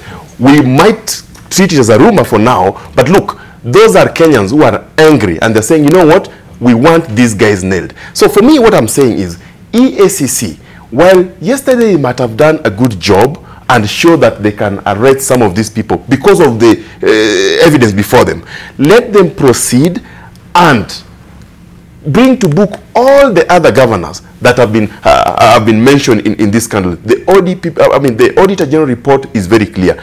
Remember, it is only the Auditor General report that has got details of how much was misappropriated, where was it taken, and by who. And under public values and principle of public service, the state officer, like a governor, has got that accountability of administrative act. Okay. If you spend public money, you must show what it did and how. Okay. That way, Kenyans will have a strong will be very confident on EACs. But as it is now, I can tell you, Ken, Kenyans are tired, and we must now support the Office of the Auditor General and give also more support to ODPP. Okay. The last time EACC appeared in Parliament, yes, they said they have 4 governors in their radar. Yes. The first governor, they had concluded the case, yes, and we saw it soon after that. It was Sospito Jomong. But now Okango said all the Waithaka of Nyandarua. Of Nyandarua, yes. Yes. Okango said all governors. He's saying all governors, yes, past and present. Yes. Let me tell you, Ken. Yeah. I want Kenyans to go and read the Auditor General report. It is a public report. Yes, which financial year? The last financial year. Yes. 2017, it is exactly 2016, 2017. Okay, it is a public report. Look at how much has been misappropriated. These are people that you trusted the money. That money was meant for roads, schools, health. And today, we have got areas where that money has not done the job that it was constitutionally meant to do. It is a small amount of money, 15%, that is given to the counties. But look, that money has shown that today we can have tarmac roads in Wajir, Mandera, and all other areas that we never used to see development. Okay. It means devolution can work. But what is this obstacle towards the working of devolution is the 47 instant billionaires. These people have shown that they go into office to steal, not to serve. And that's why I'm saying... Not all of them. Perhaps Makueni is doing well. No, Makueni is doing well. But listen, why don't we go by the Auditor General report? Okay. That report has implicated half of the governors. Okay, but true.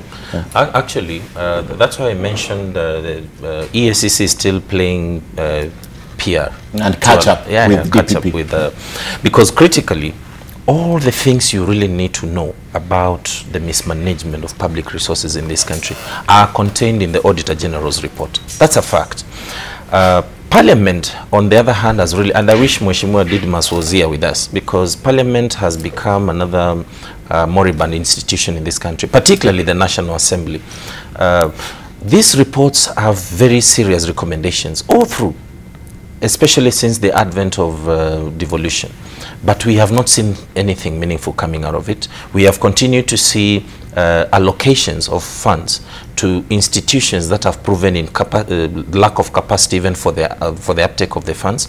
So going forward, I think Kenyans are really now fatigued. If I borrow from what Fred is saying, Kenyans are tired of the theatrics. We remember, as I indicated, since NYS 1, now we have NYS Season 2. I want to imagine perhaps all those individuals now are back to their normal lives, enjoying, and there is nothing to show for it. Until we begin to see convictions. What I would prefer is now a case where we are saying 15 out of the former governors are in jail. Perhaps Kenyans will begin to see seriousness in the war on corruption. We need to see, like EACC the other day, when they were in Parliament, they were talking about they have recovered assets worth about 400 million shillings or something like that. What kind of a joke is that? No, seriously, because even most of these properties we are seeing being demolished on riparian land, most of that money is stolen public money. That's a fact. And they steal your money and use it to grab land that can be and put there. up high-rise buildings and malls. Now we have malls. We have a crisis in this country, for example, with the malls, because it's stolen money. People are putting up malls instead of putting up industries. But who is going to rent the space in those malls? So there is a lot in terms of what EACC ought to do. Unfortunately, it is not going to be that fast in terms of disbanding them, because it's a constitutional commission. And again, they have been used by Parliament in many cases to clean up certain messes for themselves, or they are part of the larger public relations gimmick. But the EACC still has an opportunity to prove to Kenyans that indeed we can fight corruption competently. Okay, let's talk about something else. Corruption from the governors to the accusations that Parliament is attempting to shift attention, let me put it softly, because I wanted to use a hard word to clear people, shift attention from the real report by authoring a fake report. And now members of Parliament are divided. Some are saying, let's present it. Let's see the content. We know the original content, and let's speak about it. Others are saying, no, don't even present it. Where do you stand, gentlemen? If I may just pick on that very quickly. And as I've indicated, there are two distinct reports I want to mention that have gone to Parliament that demonstrate the caliber of individuals we have in both houses, the National Assembly and the Senate. There was the report on the sugar fiasco, which was done and tabled in Parliament by Kieni, Member of Parliament, my friend Kanini Kega. And believe you me, Kanini Kega came out as a massive disappointment to the people of this country. It was a shoddy job that demonstrated Parliament has not been able to rise to the independence that Kenyans expect of it. That's a fact. So there has been cases of people in Parliament even being compromised to the extent that they watered down these reports. Flip it to the other report that was presented, I think, last week in the Senate on the Solai Dam tragedy by Senators Mutula Kilonzo and Ledama and Sakaja. It was an amazing report. There were efforts, including Senator Gideon Moi, insisting on watering down or blocking the presentation of this report. But these are three gentlemen who stood by what would be considered to be public, what would be important to the public, and insisted on presenting the report as it is. And there are serious recommendations in terms of what needs to be done, not only to the culprits involved in the construction of an illegal dam, but also in terms of compensating the victims. So this shows you the caliber. There are two types of individuals we have in Parliament now. Those who are pro-Kenya and those who are in it as a business. That's a tragedy. Okay. Yes. You know, when public servants like members of Parliament, who are also state officers constitutionally, take office, they swear by an oath or affirmation to the faithfulness of the Constitution and the Republic of Kenya. One of the words in that oath is to protect the Constitution of Kenya. Now, if you go by the Constitution of Kenya, the members of Parliament have a duty, first of all, in their representation to the people, oversight and legislation.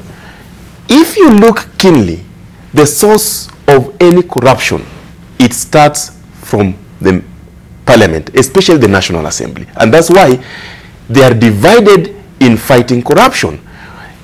You recall, Ken, during the departmental committees, one of the departmental committees investigating on the sugar, you remember there was sharp divisions, others calling each other's name. Some even said they were friends of the committee attending committee while they're not supposed to attend.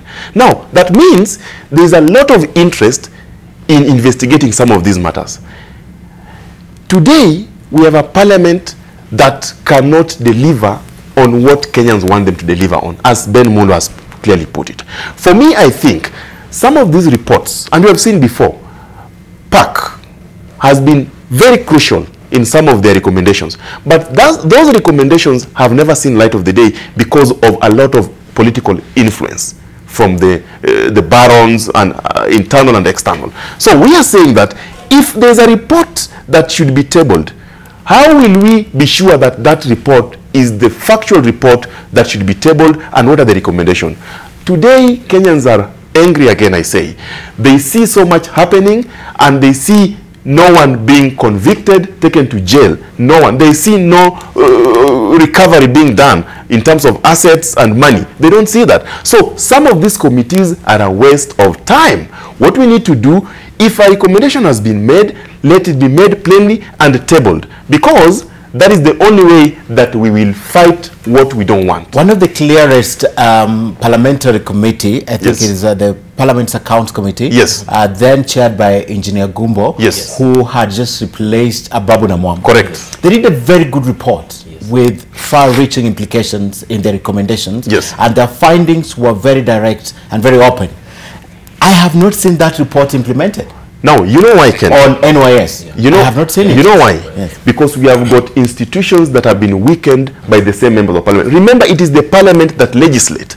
Any legislation comes from the parliament. If today the parliamentarians, and that's the only time they gang together, if they realize that this legislation is going to work against them, they'll gang up and shut it down. And that's why we are saying we need to professionalize parliament. Our party has said we have got 416 members of parliament who are doing nothing. They are not professional. Okay. What do we need to do? We need now to professionalize it, and most importantly, reduce their number, because there is effectiveness in working with smaller numbers. Smaller numbers, exactly. More accountable. No, on that particular matter, I know my position has forever been the same. We are a badly overrepresented country at the national level, even at the county level, but that's a discussion for another day. But in terms of the quality of parliament, believe you me, we have been shortchanged. And just take a random sample, like this afternoon, assume if parliament is on session, just look at the composition of the House. Out of the National Assembly, we're supposed to have 315 of them. 349 actually. Out of 349, for the last like 2 months I've been following, you are never going to see more than 20, 30 members of parliament in session at any one given time. So what kind of a waste is this? Start monitoring actually from now if you play back. So to a large extent, we have individuals who are idle, and on several occasions again, we have seen cases whereby the speaker has had to intervene or even to stop certain members of parliament contributing to certain motions, because they have not even been paying attention to the content of what is being presented to the floor of the House. They don't take time to read the motions. So somebody, perhaps we are talking about the sugar matter, they are here and their mind thought we are discussing the Solai tragedy, for example. So that tells about what is really happening in parliament. And believe you me, and this is now a bigger tragedy, because I've seen even individuals coming to TV and saying that we have members of parliament who are in government and who are in opposition. There can never be members of parliament in government. The executive is very distinct from the legislature. Correct. And the legislature is very distinct from the judiciary. These are the three arms of government. So this idea, like now, I was just looking through some of the propositions in the budget, the current budget. So much is not aligned with what the president calls the Big Four agenda. That's a reality. And again, it is the responsibility of Parliament. So Parliament has not been able to rise to that distinction. We saw cases even at the levels of vetting say, cabinet secretaries, whereby so much is just allowed to be swept under the carpet because there are individuals, it's like they are answerable either to the president or to the leader of their party, or that kind of an arrangement, which I think is really unfortunate. It's lack of knowing your role. Because they don't. They don't, because the fact that you're elected under the ruling party doesn't mean that you support the executive. You have a role. You have a role to check them. Like now, in the war against corruption, or some of these now issues that are coming up, the tragedies and the failure to implement some of these critical reports.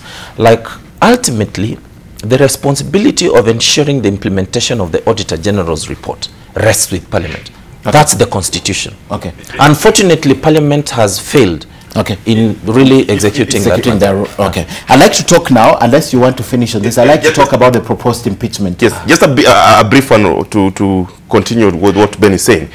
Remember, after every financial year, the Auditor General submits a report to Parliament, and Parliament gives recommendation.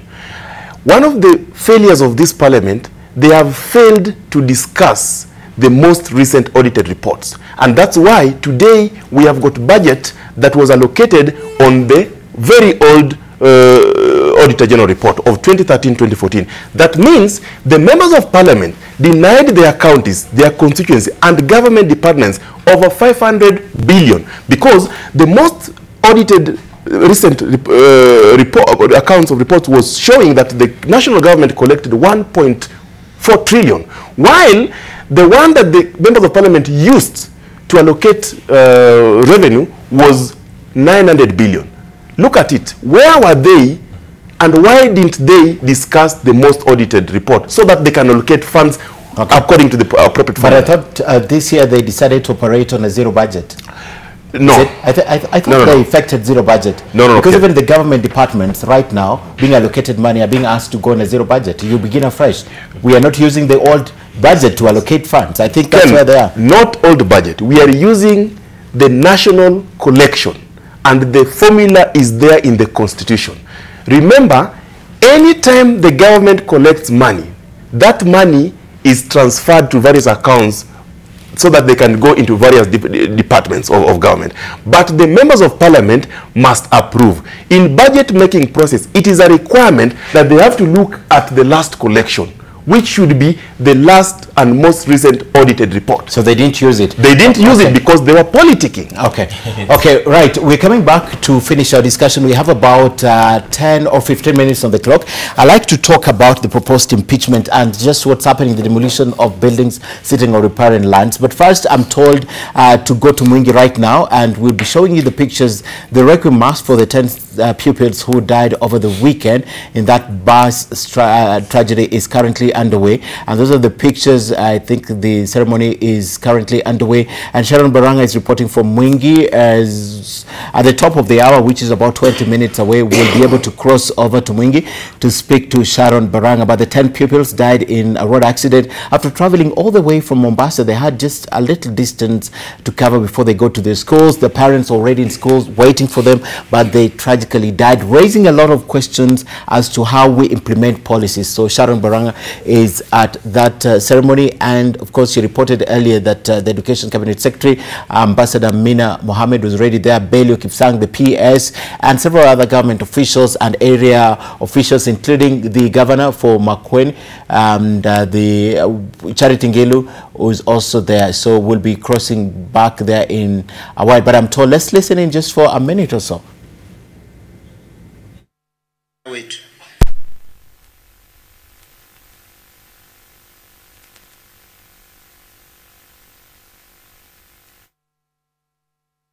All right, we don't have the sound, but Sharon Baranga is reporting from there. Gentlemen, let's conclude the discussion. We have about 15 minutes on the clock, and I'd like to tackle two issues. So let's begin with the proposed impeachment, which I really wanted Honorable Didmas Baraza to be here to talk to us about.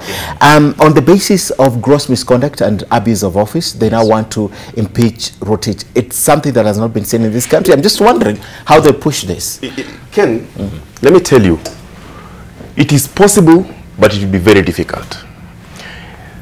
Cabinet Secretary is nominated by the President, then the Parliament approves, and then the President appoints. Now, under Article 152 of the Kenyan Constitution, the process of a president dismissing a cabinet secretary is very elaborate. Number one, the member of parliament can move that motion, and that motion must be supported by a quarter of the members. Then this motion will be taken through. If the committee, they form a committee of 11. Actually, okay, I'm just interested. I'm just interested in the preposition, not the procedure. I'm interested in the procedure. The reason why I'm taking you through the procedure, I want to, so that I can explain also to your viewers, to show that it will not be possible because of what we have discussed on the interest and the politics of the day. Okay. That procedure will take us, they have to substantiate, and then if they get opinions, the speaker will have to take it to the president. I mean, there's so much that is happening. It's an elaborate process. But there's goodwill already. I agree that one of the things that they have pointed out is that gross misconduct. There is gross misconduct. Then the other thing that is, there's also abuse of office, and then failure to take administrative act, accountability on an administrative act as a cabinet secretary who is having individual responsibility and a collective responsibility. So today, what the member of parliament is doing is good, but I can assure you, and we'll come back to this show and say it, I can assure you, I don't see it ending anywhere because of the division that we have in that parliament and the interest that we have. Because remember, it must be supported at the first phase a quarter, the last phase a third. And then that must prove that indeed there is enough evidence to show that this guy should go home. You say it's elaborate, but he says it's elaborate, but I'm just thinking also from the top of my mind. I mean, firing a cabinet secretary is as easy as doing a cabinet reshuffle. Yeah. It's so easy. I don't need to go through the procedure. Reshuffle and get them out. Not even that. There are two things that have to come to the fore, and this must come from the president himself. The president has indicated severally that he is clear on leaving behind a decent legacy. That should be the entry point. Ken, I want to challenge you. Since 1963 up to 2013, 50 years later, when Henry Rotich became the CS for the National Treasury, we have never had anything worse than what Henry Rotich has been to the treasury of this country. We have never had. And trust me, it is going to almost take us another century, 100 years, to recover the mess that Rotich has presided over the National Treasury. We cannot run away from these facts. When we talk about abuse of office, to this day, Ken, you're a veteran journalist now. Do you have a copy of the contract that, or a copy of the contract that the Kenya government signed with the Chinese on the SGR? Do you have? No. Why? It's clear in the Constitution in terms of public finance management. Yes. Very simple. Right now, if you go to the Treasury website, up to this moment, which is a mandate, the Treasury has not uploaded the budget statement for the last month. 2018? No, last month. It's mandatory. Actually, there's a Gazette presentation that they have to upload. Okay. They have to publish actually in the Kenya Gazette. Okay. Every month. There has been such serious laxities and gaps in terms of how the treasury has been managed. You would imagine this is somebody who is running an M-Pesa kiosk on River Road. Believe you me, I had the privilege of sitting down with Henry Rotich back in 2015 at the heat of the Eurobond scandal. Because even up to today, Henry Rotich has never been able to explain to any Kenyan in a language that can be understood how the proceeds of those funds were utilized. Those are clear cases of abuse of office, clear arrogance, clear refusal to abide by the expectations of his office. Up to today, nobody knows. Now, we have another interesting scenario. At the beginning of this year, he ran a roadshow when we already have raised over 250 billion shillings for the second Eurobond. When you look through the budget statement, these are funds that were supposed to be utilized for this current financial year. This is money that has not even been transited to the consolidated fund almost 7 months since the money was raised, because there are no even budget plans to absorb those funds. So we are currently incurring interest. These are facts. We are currently incurring interest on monies that Rotich borrowed that he didn't require. So when we talk about, that's what I'm saying, It does not even require the level of parliament even to start struggling in terms of impeachment motions and all that. This is a case of the president deciding to save this country.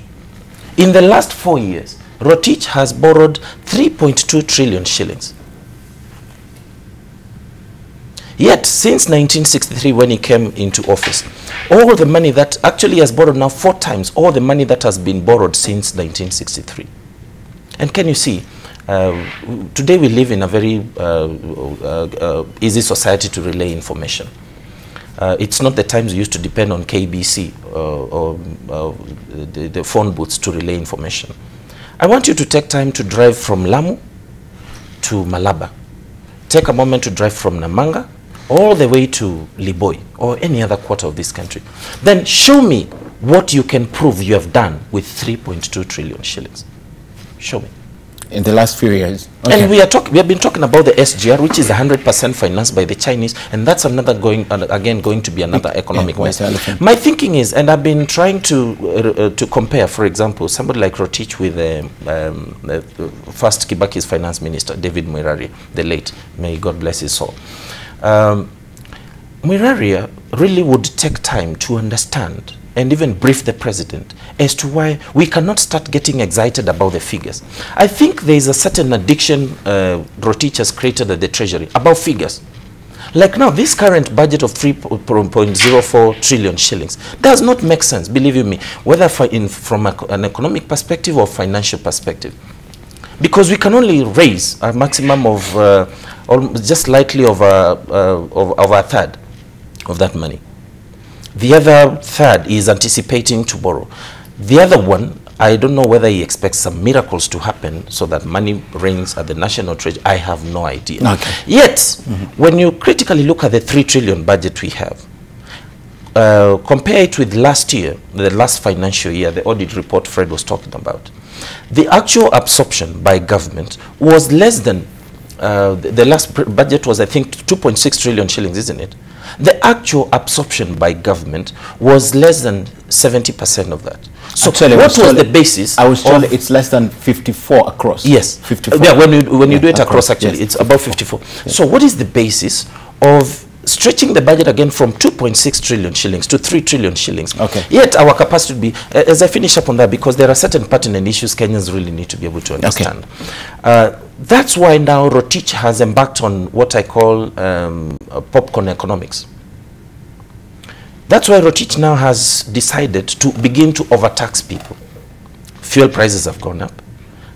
We have the energy sector, they lied to us that they are reducing, but now out of an investment of over 600 billion shillings since Jubilee came into power in 2013, energy power has only continued to go up. In fact, now it is impossible for manufacturers to continue existing in this country. I had the representative here. Yes, and you saw that. So ultimately, we really need to rethink the economic policy. Okay. Let the president refuse to be mesmerized by those figures. It doesn't make sense to be talking about 3 trillion. Yes, so he should know. Yeah. He shouldn't be excited about 3 trillion shillings that has nothing to show. We'd rather even go back, even downscale the budget to 1.5 trillion shillings, but have something that... Make it realistic. Yeah, something that could work for Kenyans. All right. Yes. Fred, we have to conclude. I think we've spoken to this. Yes. You want to, because we have 5 minutes, exactly. Yes. Just 1 minute, then we take 2 minutes each to talk about the demolitions. I think we have seen all, we have heard it, we have read from the papers, we have watched on news. There is goodwill to stop theft of public money, aka corruption. There is that goodwill. While we also have to understand that it will be very difficult to go through the motion to impeach, this is the time that the president should be counted and stand up as a leader. The best thing that President Kenyatta can do for this country today is to send the entire cabinet home and reconstitute it afresh. Okay. That is the only way. Okay. And bring in your mind they've all failed. In your mind they've all failed. Have failed, but there are people who have not failed within who can be brought back. Okay. So that we avoid that rigorous process that is going impeachment, to removal and bringing back. Bring back the good guys, take away the bad guys. All right. So for two minutes each, let's talk about the demolitions yesterday. We saw what happened along Langata Road. Yes. And now the social media is abuzz with some demolition that they think should happen as right passing under it. I don't know if it's going to happen, but I want to get your take on what's happening. Finally, if Martha, what was her name, Professor Wangari Maathai was alive, she would be very proud. She would be very proud, but there are several things, again, we have to agree, and which is a bit unfortunate. But I think what has begun is really a good thing for this country. People must begin to realize that impunity must be made to be very painful. We have to agree. In the sense that, as I indicated, like some of these funny buildings that are coming up, how do I, like now, why would I want to go buy a plot that is hanging inside a river? As a Kenya. Out of my own hard-earned money? That's the, oh yeah, because you don't use it. So No you have way. to do it. But if I do my abracadabra with this 3.3 trillion shillings budget, and I have money that I collected, I never worked for, I have no qualms buying a river, actually. Because the other day we saw actually they are grabbing the ocean now. Yes. Yes, so it is really that bad. But now going forward, I think like the particular case I think every Kenyan is keen on is where Nakumatt UK is. Yes. Because that was at that is actually the hallmark of impunity in this country. That building and part of the Osho Center are actually built on top of a river. So when I was coming in, I was trying to avoid the traffic on University Way. I came through the Globe Cinema roundabout, and I was wondering where now we have the Mishuki Forest. Why would I want to build a building on top of that river, for example? It is really a case of outright impunity that must be punished. And this now must not stop in terms of the demolition of these properties on the riparian land. We have to embark on the reclamation. And I think now under the Nairobi Regeneration Program, the reclamation especially of the rivers is part of that project. Okay. But going forward, I think we must demonstrate that impunity is painful. In this country. There is so much of public land that has been grabbed in this country, and that must serve as a lesson for everybody. Okay. We cannot continue, because I've been giving this scenario. Out of the facts that I have about Nairobi County. Yes. For example, at least Governor Sonko now recently reclaimed grabbed land in Kangemi where there is a place. But you go to most of these informal settlements, from Dandora to Kayole to Embakasi to Kibra and all that. There is no public space, even where kids can play. Okay. And this is a time bomb we are creating. You see, Ken, okay, in 2 minutes. We all agree. Yes. We all agree that we have a right to have healthy and, a clean environment. And one of the ways of ensuring that is done is to avoid the riparian reserve that is between your plot and, and the river. Now, look at what the government has done. Today, NEMA is waking up to pull these buildings down, while these buildings were constructed under approval from certain authorities. We should not only see buildings being brought down, we should also see the arrest of the approvers, because they were part and parcel of the construction in the approval process. That one must be done. If we just bring them down and don't arrest those ones, tomorrow somebody will buy hectares of land, and within that hectares there's a riparian section, they'll construct again, but because the money also is a proceed from corruption, they don't care whether they bring it down. Yeah. So we must ensure that we take care of the building and also take care of the approver. So that we avoid this. I know we didn't get sufficient time to talk about this. I really wish to talk about this exhaustively, especially now that it's happening. But I want to thank you, Fred Okango and Ben Mulwa, for speaking to us about this. But a lot of issues, sorry, Didmas was not able to come. He was at a forum with the Interior Cabinet Secretary based on a petition that he presented. So thank you very much for coming. And we'll have another time, gentlemen, to talk about this and a lot of other issues. Thank you for coming. And of course, we are following up stories for you. At the top of the hour, Sean Karuvelis will be here with sports. We'll also have an update of all the stories we've been following up for you since morning. But first, we take a short break. We'll be right back at the top of the hour. That's in 5 minutes with all the news update, things you need to know at this hour. Stay with us.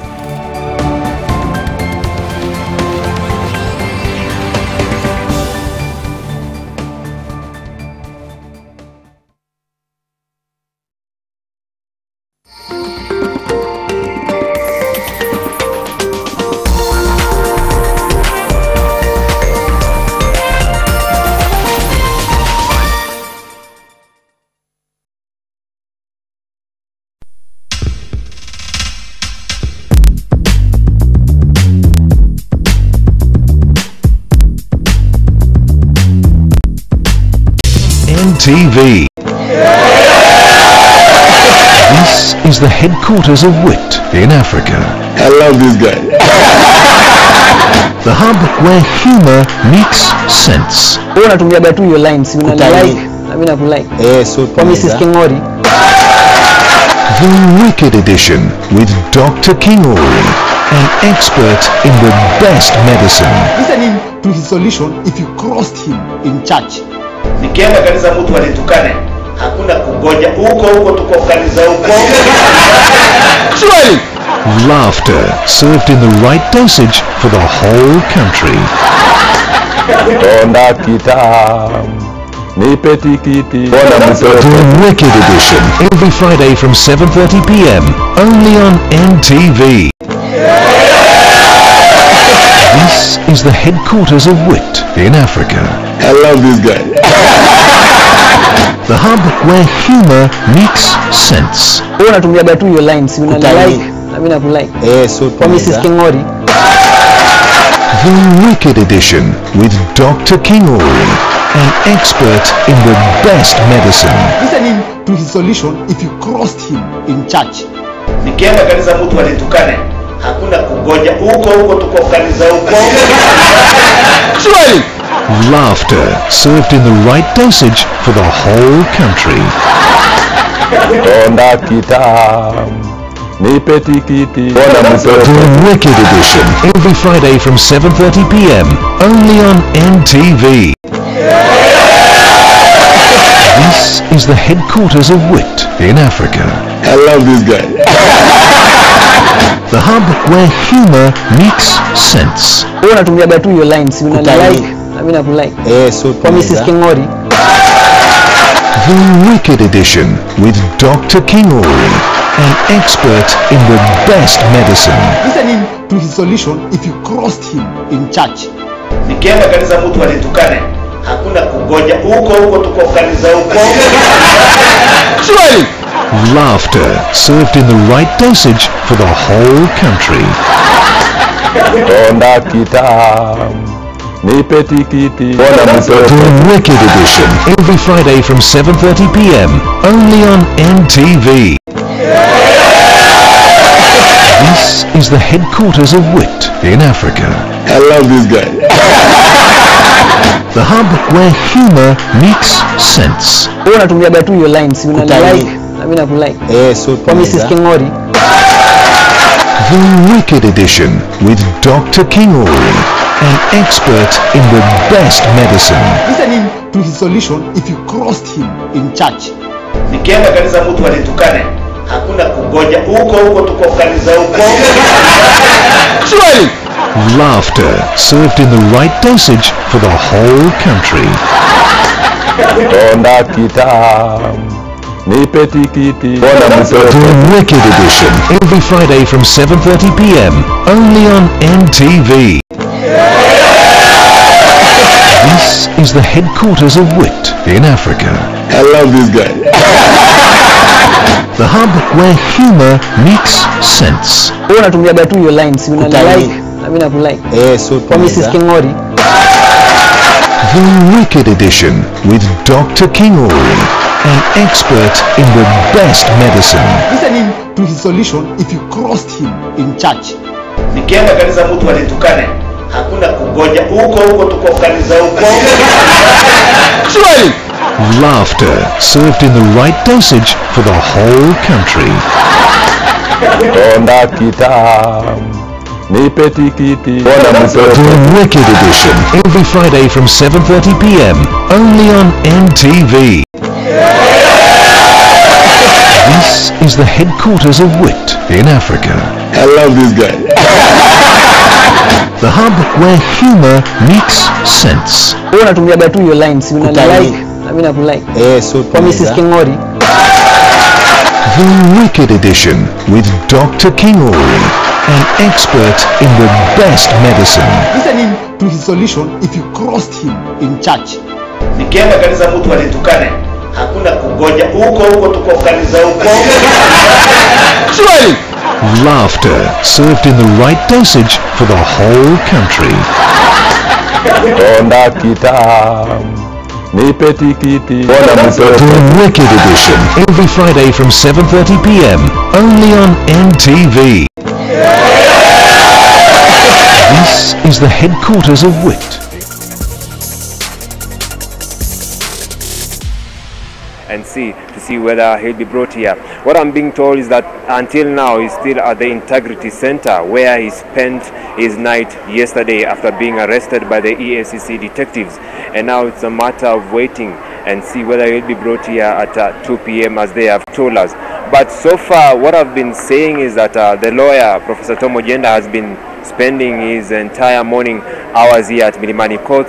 Also, we've been able to see Kidero's wife, Dr. Susan Kidero, who has been camping here at the courts since morning. But so far, we've not seen Kidero. He hasn't been brought. What I can tell you also, Kidero was supposed to face charges, charges to do with several cases of corruption and economic crimes. And those are some of the things that we are waiting to see, which are the specific charges that he's going to face.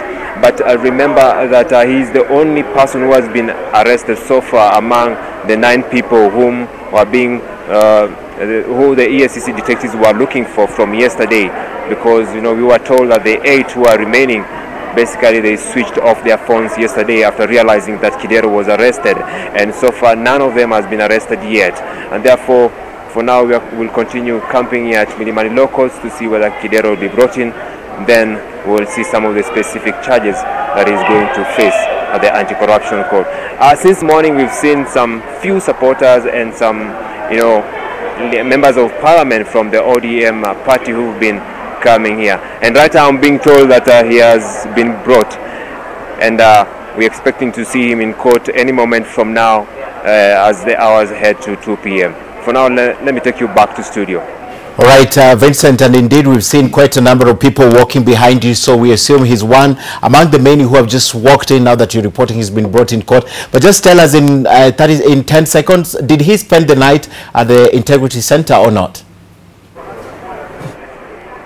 What I can assure you, what I can tell you, yesterday when I was speaking with the lawyer, Tom Ojenda, he said basically he was told that Kidero will have to spend that night at the Integrity Center. And by the way, we were asking him whether he was going to spend the night at the Integrity Center, but what he told us, Kidero was going to keep vigil at the Integrity Center. So basically, for sure, he spent the night at that place, and right now he's still at the Integrity Center, where he'll be driven from to this place at Milimani Law Courts. Right, Vincent Oduor reporting from the Milimani Law Courts, where just a short while ago, less than 2 minutes ago, we saw quite a number of people, and he's reporting that finally Dr. Evans Kidero, former governor of Nairobi County, has been taken to the Anti-Corruption Court. We are still waiting for the charges. Vincent Oduor will be reporting on that, and he'll be telling us what charges. The other 9 who are to be arrested together with Kidero have disappeared, their phones switched off, according to Vincent Oduor reporting from the courts. All right, let's move on. Now taking you to Mwingi. That's where Sharon Baranga is on standby, and of course the requiem mass for the 10 students or pupils who died over the weekend in that freak accident after traveling all the way from Mombasa. They were just nearing their school. The parents had been informed to pick them from school. They died at that accident just a short distance from their school. The requiem mass is currently on, and Sharon Baranga is reporting from there. We are told that Education CS Ambassador Amina Mohammed is in attendance. We have the governor of the area, Charity Ngilu, in attendance, PS Bello Kipsang, plus the parents of the students and the students who are also in attendance. We'll try and speak to Sharon, but the ceremony is currently underway. There's 10 students perished over the weekend, causing a lot of passion and creating a lot of emotions, and of course questions about the policy implementation, especially regarding school transport, has been thrown out, or they're actually being implemented. Those are live pictures from Mwingi, where that ceremony is currently underway.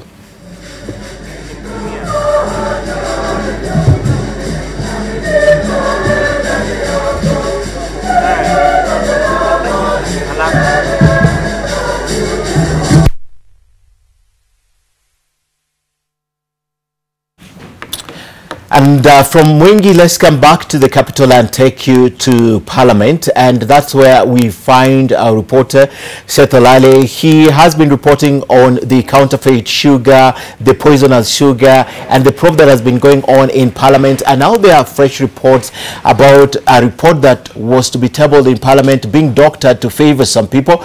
Seth now joins us live to speak about this report and what's happening in Parliament. Seth, good afternoon. And you have been covering this story, and obviously this is almost the climax, the end of this. A new report after the one presented by Kanini Kega about a month ago was thrown out of Parliament. There's a lot of expectation in reworking this report that now they say again has been doctored, and there are fears that it's supposed to protect some people. Appraise us exactly what's happening. Well, thank you so much, Ken Mijungu, and good afternoon from the Parliament buildings. There has been a lot of sideshows, as you've mentioned it. The moment this particular document, or the moment this particular inquiry or investigations began on the 22nd of June by the Joint Parliamentary Committee on Trade and Agriculture, the 38-member committee, there has been some issues regarding, first of all, agreement on some certain issues, who's going to be implicated, and whether those implicated persons should bear the full responsibility. But even more concerned, or rather more worrying, is the anxiety and the the suspicions that has been involved after this particular document is being delayed for debate. Like I mentioned earlier in my yesterday's report, is that it's the fourth time this particular debate has been pushed forward. Now, what I have seen is that the debate on the sugar report has been included in the House Business Committee's order paper, meaning that it is indeed scheduled to be debated upon today. And according to close sources, they tell us that that debate will start at exactly 2:30 p.m. But that is just a matter of wait and see, because that has been the same story since last week on Wednesday, when the sugar report was tabled by the Joint Parliamentary Committee. And yes, Ken, indeed you mentioned that there were some changes made in that particular document, and according to a section of members, they say that that is not what was agreed upon. They say that the persons implicated in the report, there was a recommendation that they should bear the most, or rather personal responsibility that led to the influx of contraband and contaminated sugar in the country. But what we saw tabled here in Parliament was that the people or the persons or the entities implicated should be investigated. And so yesterday it was very interesting to watch Gladys Wanga, the Homa Bay women representative, just coming and with some of the amendment, and pushing for those particular entities or persons I mentioned earlier, the CS for Treasury, Henry Rotich, former, or rather the then CS for Agriculture, Willie Betts, and also his then trade counterpart, Adan Muhammad, should be not only investigated but also bear maximum responsibility for what has happened. And so it's just a matter of waiting. It's about going to 1:30 now, so we're expecting the next 1 hour for the debate to start here on the floor of the House in the main chambers. And of course NTV will highlight and will give you the full details of what happened and who said what, of course, in the main chambers when that debate starts, Ken. And of course, Seth, we are on standby for all that, and trust us to relay that information real time for you. Seth Olale reporting from Parliament. Thank you, Seth. And now let's move on to other stories also making you headlines. Now, the Law Society and the Judiciary have both expressed concern that the inadequate financing of the court's activities will serve to worsen the already wanting system of justice. Now, the budgetary constraints facing the Judiciary featured prominently at the annual Law Society of Kenya conference in Diani, where Chief Justice David Maraga delivered a keynote address. Chief Justice David Maraga has informed those in the legal profession that applications for adjournments with a view to frustrate the expedient hearing of cases to do with graft will no longer be tolerated.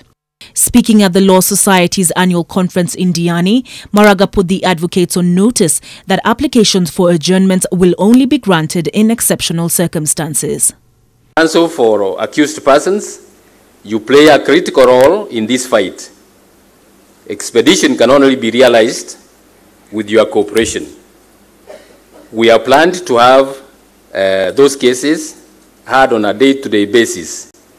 So adjournments, ladies and gentlemen, will be granted only in very exceptional cases.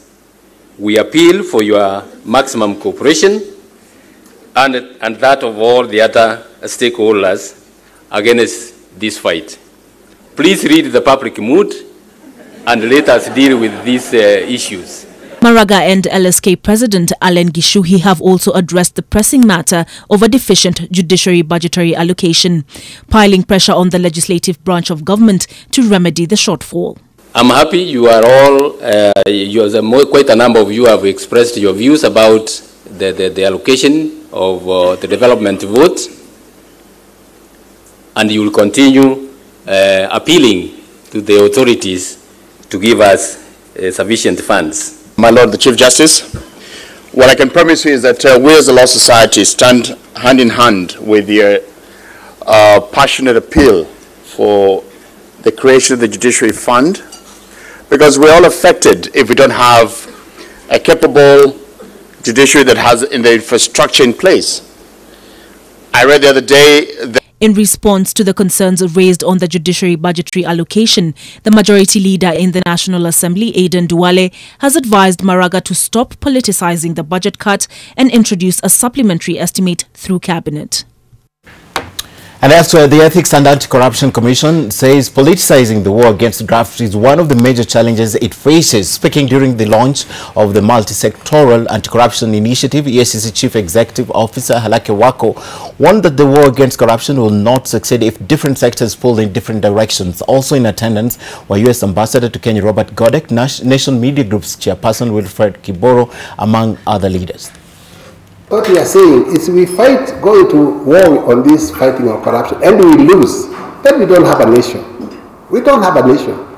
We will be scattered across the face of the earth. Therefore, as we have today made a public declaration of war on corruption, we must stay firm and be ready to pay the price. But when we go to war, you try to have strategies and plans that minimize your casualties and inflict as many casualties on the other side as possible. That's what we have to do, okay? Because in the end, it's by decimating the enemy, that's how you actually win the war.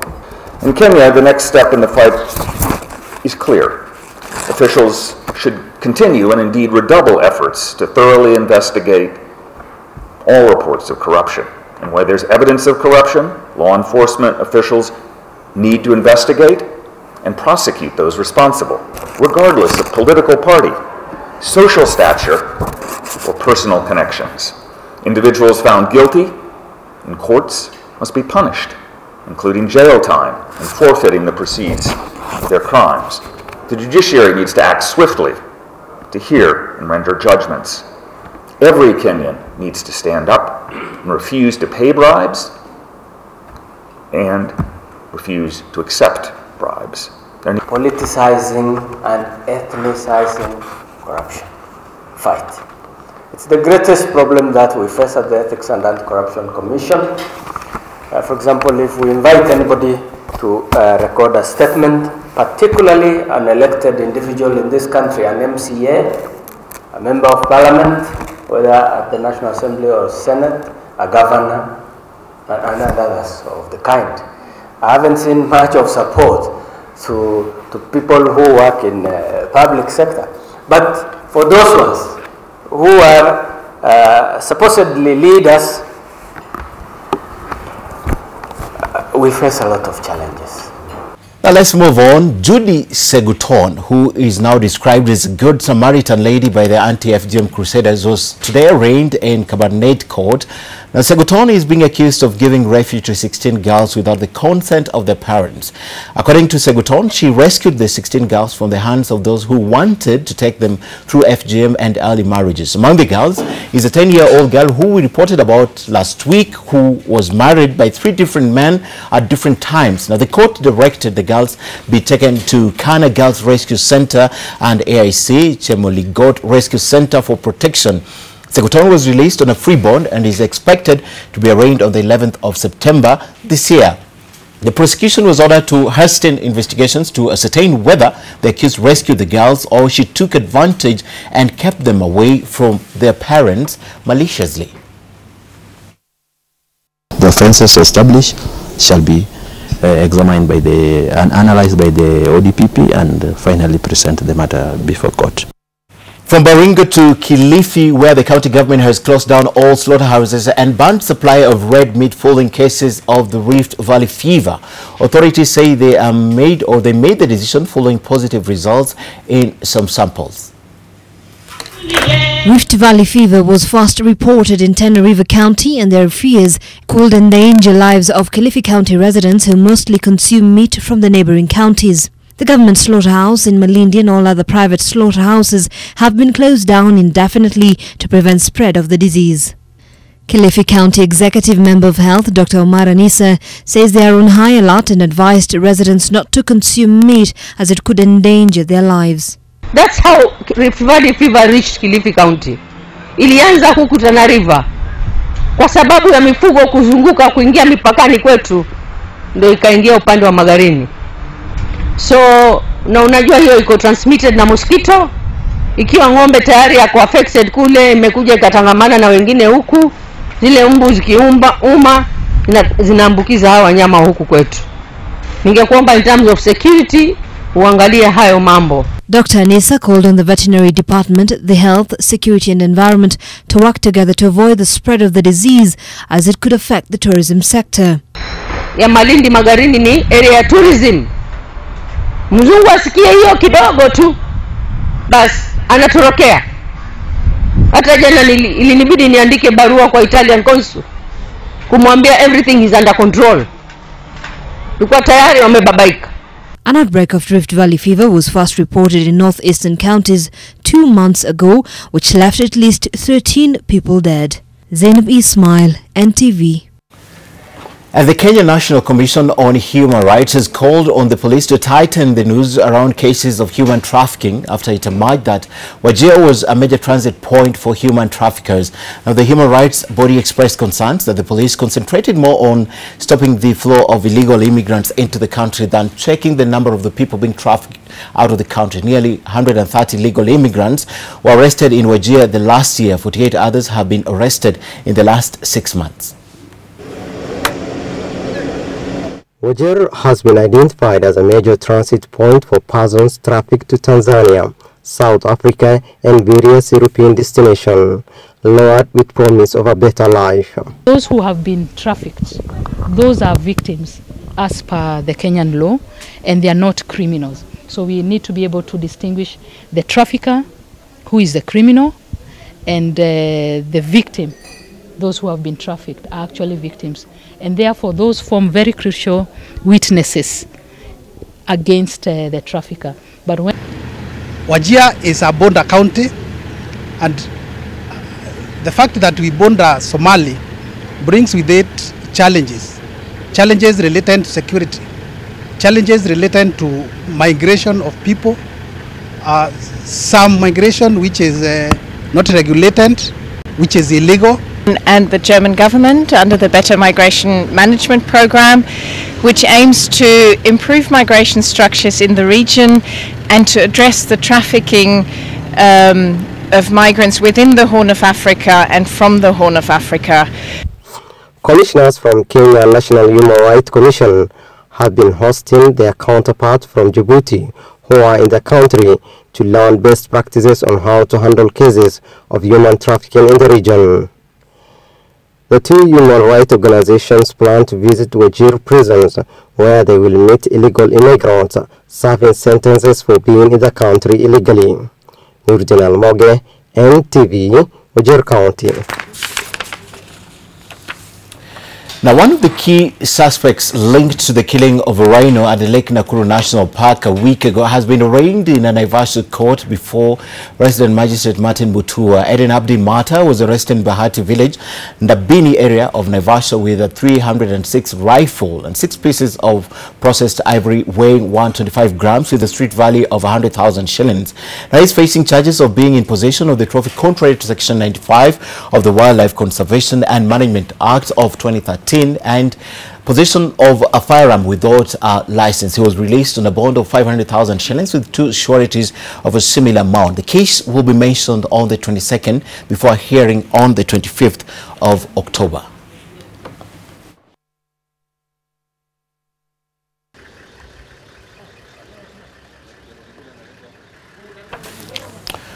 Well, let's move on. And Mali opposition party lost its legal challenge of the presidential election after the Constitutional Court confirmed August 12th as the date for the rerun of between President Ibrahim Boubacar Keita and opposition leader Somalia Cisse. In the Democratic Republic of Congo, former Interior Minister Emmanuel Ramazani Shadai handed his presidential bid papers after President Joseph Kabila named him as a potential successor. The Mali Constitutional Court rejected the legal challenge by the opposition, who claimed that the first elections were rigged and that they would not accept the results from stations they alleged were meddled with. The president of the Constitutional Court, Manasa Donyoko, also delivered the definitive results of the July 29th first round poll, where Keita was credited 41.7% of the vote, a small increase compared to the 41.42% in the provincial results announced on August 2nd. Cisse picked up 17.78%, very slightly down compared to the 17.8% in the initial tally. The Democratic Republic of Congo will have a new president after Joseph Kabila named former Interior Minister Emmanuel Ramazani to be his successor in upcoming presidential elections. Some 20 candidates, including former prime ministers, have submitted their names to the Electoral Commission. The definitive list of candidates is set to be announced on September 19th after each name is validated by the National Independent Electoral Commission. Ramazani, a Kabila loyalist, was among the group of Congolese officials sanctioned by the European Union in 2017 for violations of human rights. After 7 years in detention, the wife of a Congo Ivory Coast former wife President Laurette Gbagbo returned to her home in an upmarket district of Abidjan, where she was greeted by around 1,000 supporters. The 69-year-old former president's wife was convicted of a political violence that claimed several thousands' lives in 2010 and 2011. About 3,000 people died in post-election violence in the country. The former president has been in the international detention at The Hague for 7 years. He has been on trial since 2016 for alleged crimes against humanity. And finally, the time for sports is here, and Sean Caravelis is in studio. Sean? Thank you very much, and a good afternoon to you. Let's start off with rugby, and the Kenya 7-star Willie Mbaka will make his Kenya 15's debut after being named on the right wing for the squad to face Tunisia, and that's in the Africa Gold Cup clash at the RFUEA grounds on Saturday. Mbaka comes in for former Kenya 7s back Felix Ayange, who's rested for the game, and his inclusion is one of 2 changes, with the other being Martin Owila, who starts ahead of George Nyambua at blindside. He was the most featured player at the recent World 7 Series, along with being in the Commonwealth Games and World Cup 7 squad.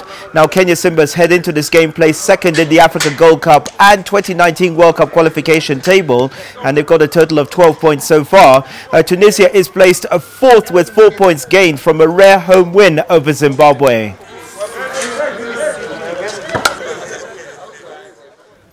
Chelsea are set to smash the world record fee when they complete the signing of goalkeeper Kepa Arrizabalaga, that's from Athletic Bilbao, as Thibaut Courtois agreed to move to Real Madrid. In tennis, Novak Djokovic got past Peter Polansky at the Rogers Cup in Toronto, while 14-time major champion Tiger Woods returns to the Bellerive Country Club ahead of the 100th PGA Championship at St. Louis in Missouri. Chelsea are set to break Liverpool's wide record fee of £75 million of Alisson Becker when they sign Athletic Bilbao's goalkeeper Kepa Arrizabalaga for €80 million. This is after Chelsea agreed to sell Belgium goalkeeper Thibaut Courtois to Real Madrid and also get Mateo Kovacic on loan as part of the deal from the Champions League winners. Former world number 1 Novak Djokovic extended his run at the Rogers Cup, seeing off Peter Polansky 6-3, 6-4. The 9th seed did not face a breakpoint in the second round match and looked in full control in the rain-delayed match. The 31-year-old is seeking his second title of the year and the 70th title of his career. In golf, 14-time major champion Tiger Woods returned to Bella Reef Country Club for the first time since 2001, ahead of the 100th PGA Championships at the course. This apparently is a course that does not trigger happy memories for Woods, although Woods will be seeking a record equaling 5th PGA Championships and his first major since 2008. I literally haven't stepped foot on this golf course since that week in 2001. Didn't get up here, pre British Open, and yesterday I took the day off. So today we only got in 5 holes and didn't really get a chance to see a whole lot. Close to where I made that trick shot. Harlem Globetrotter Bull Bullard flew above Wildwood, New Jersey, and scored a shot in a basketball hoop on a runaway below from inside a small airplane. The Harlem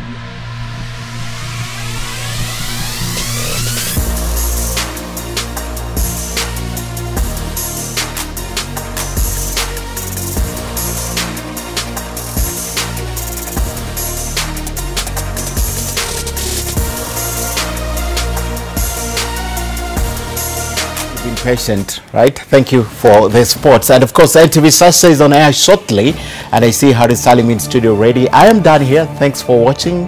Good afternoon.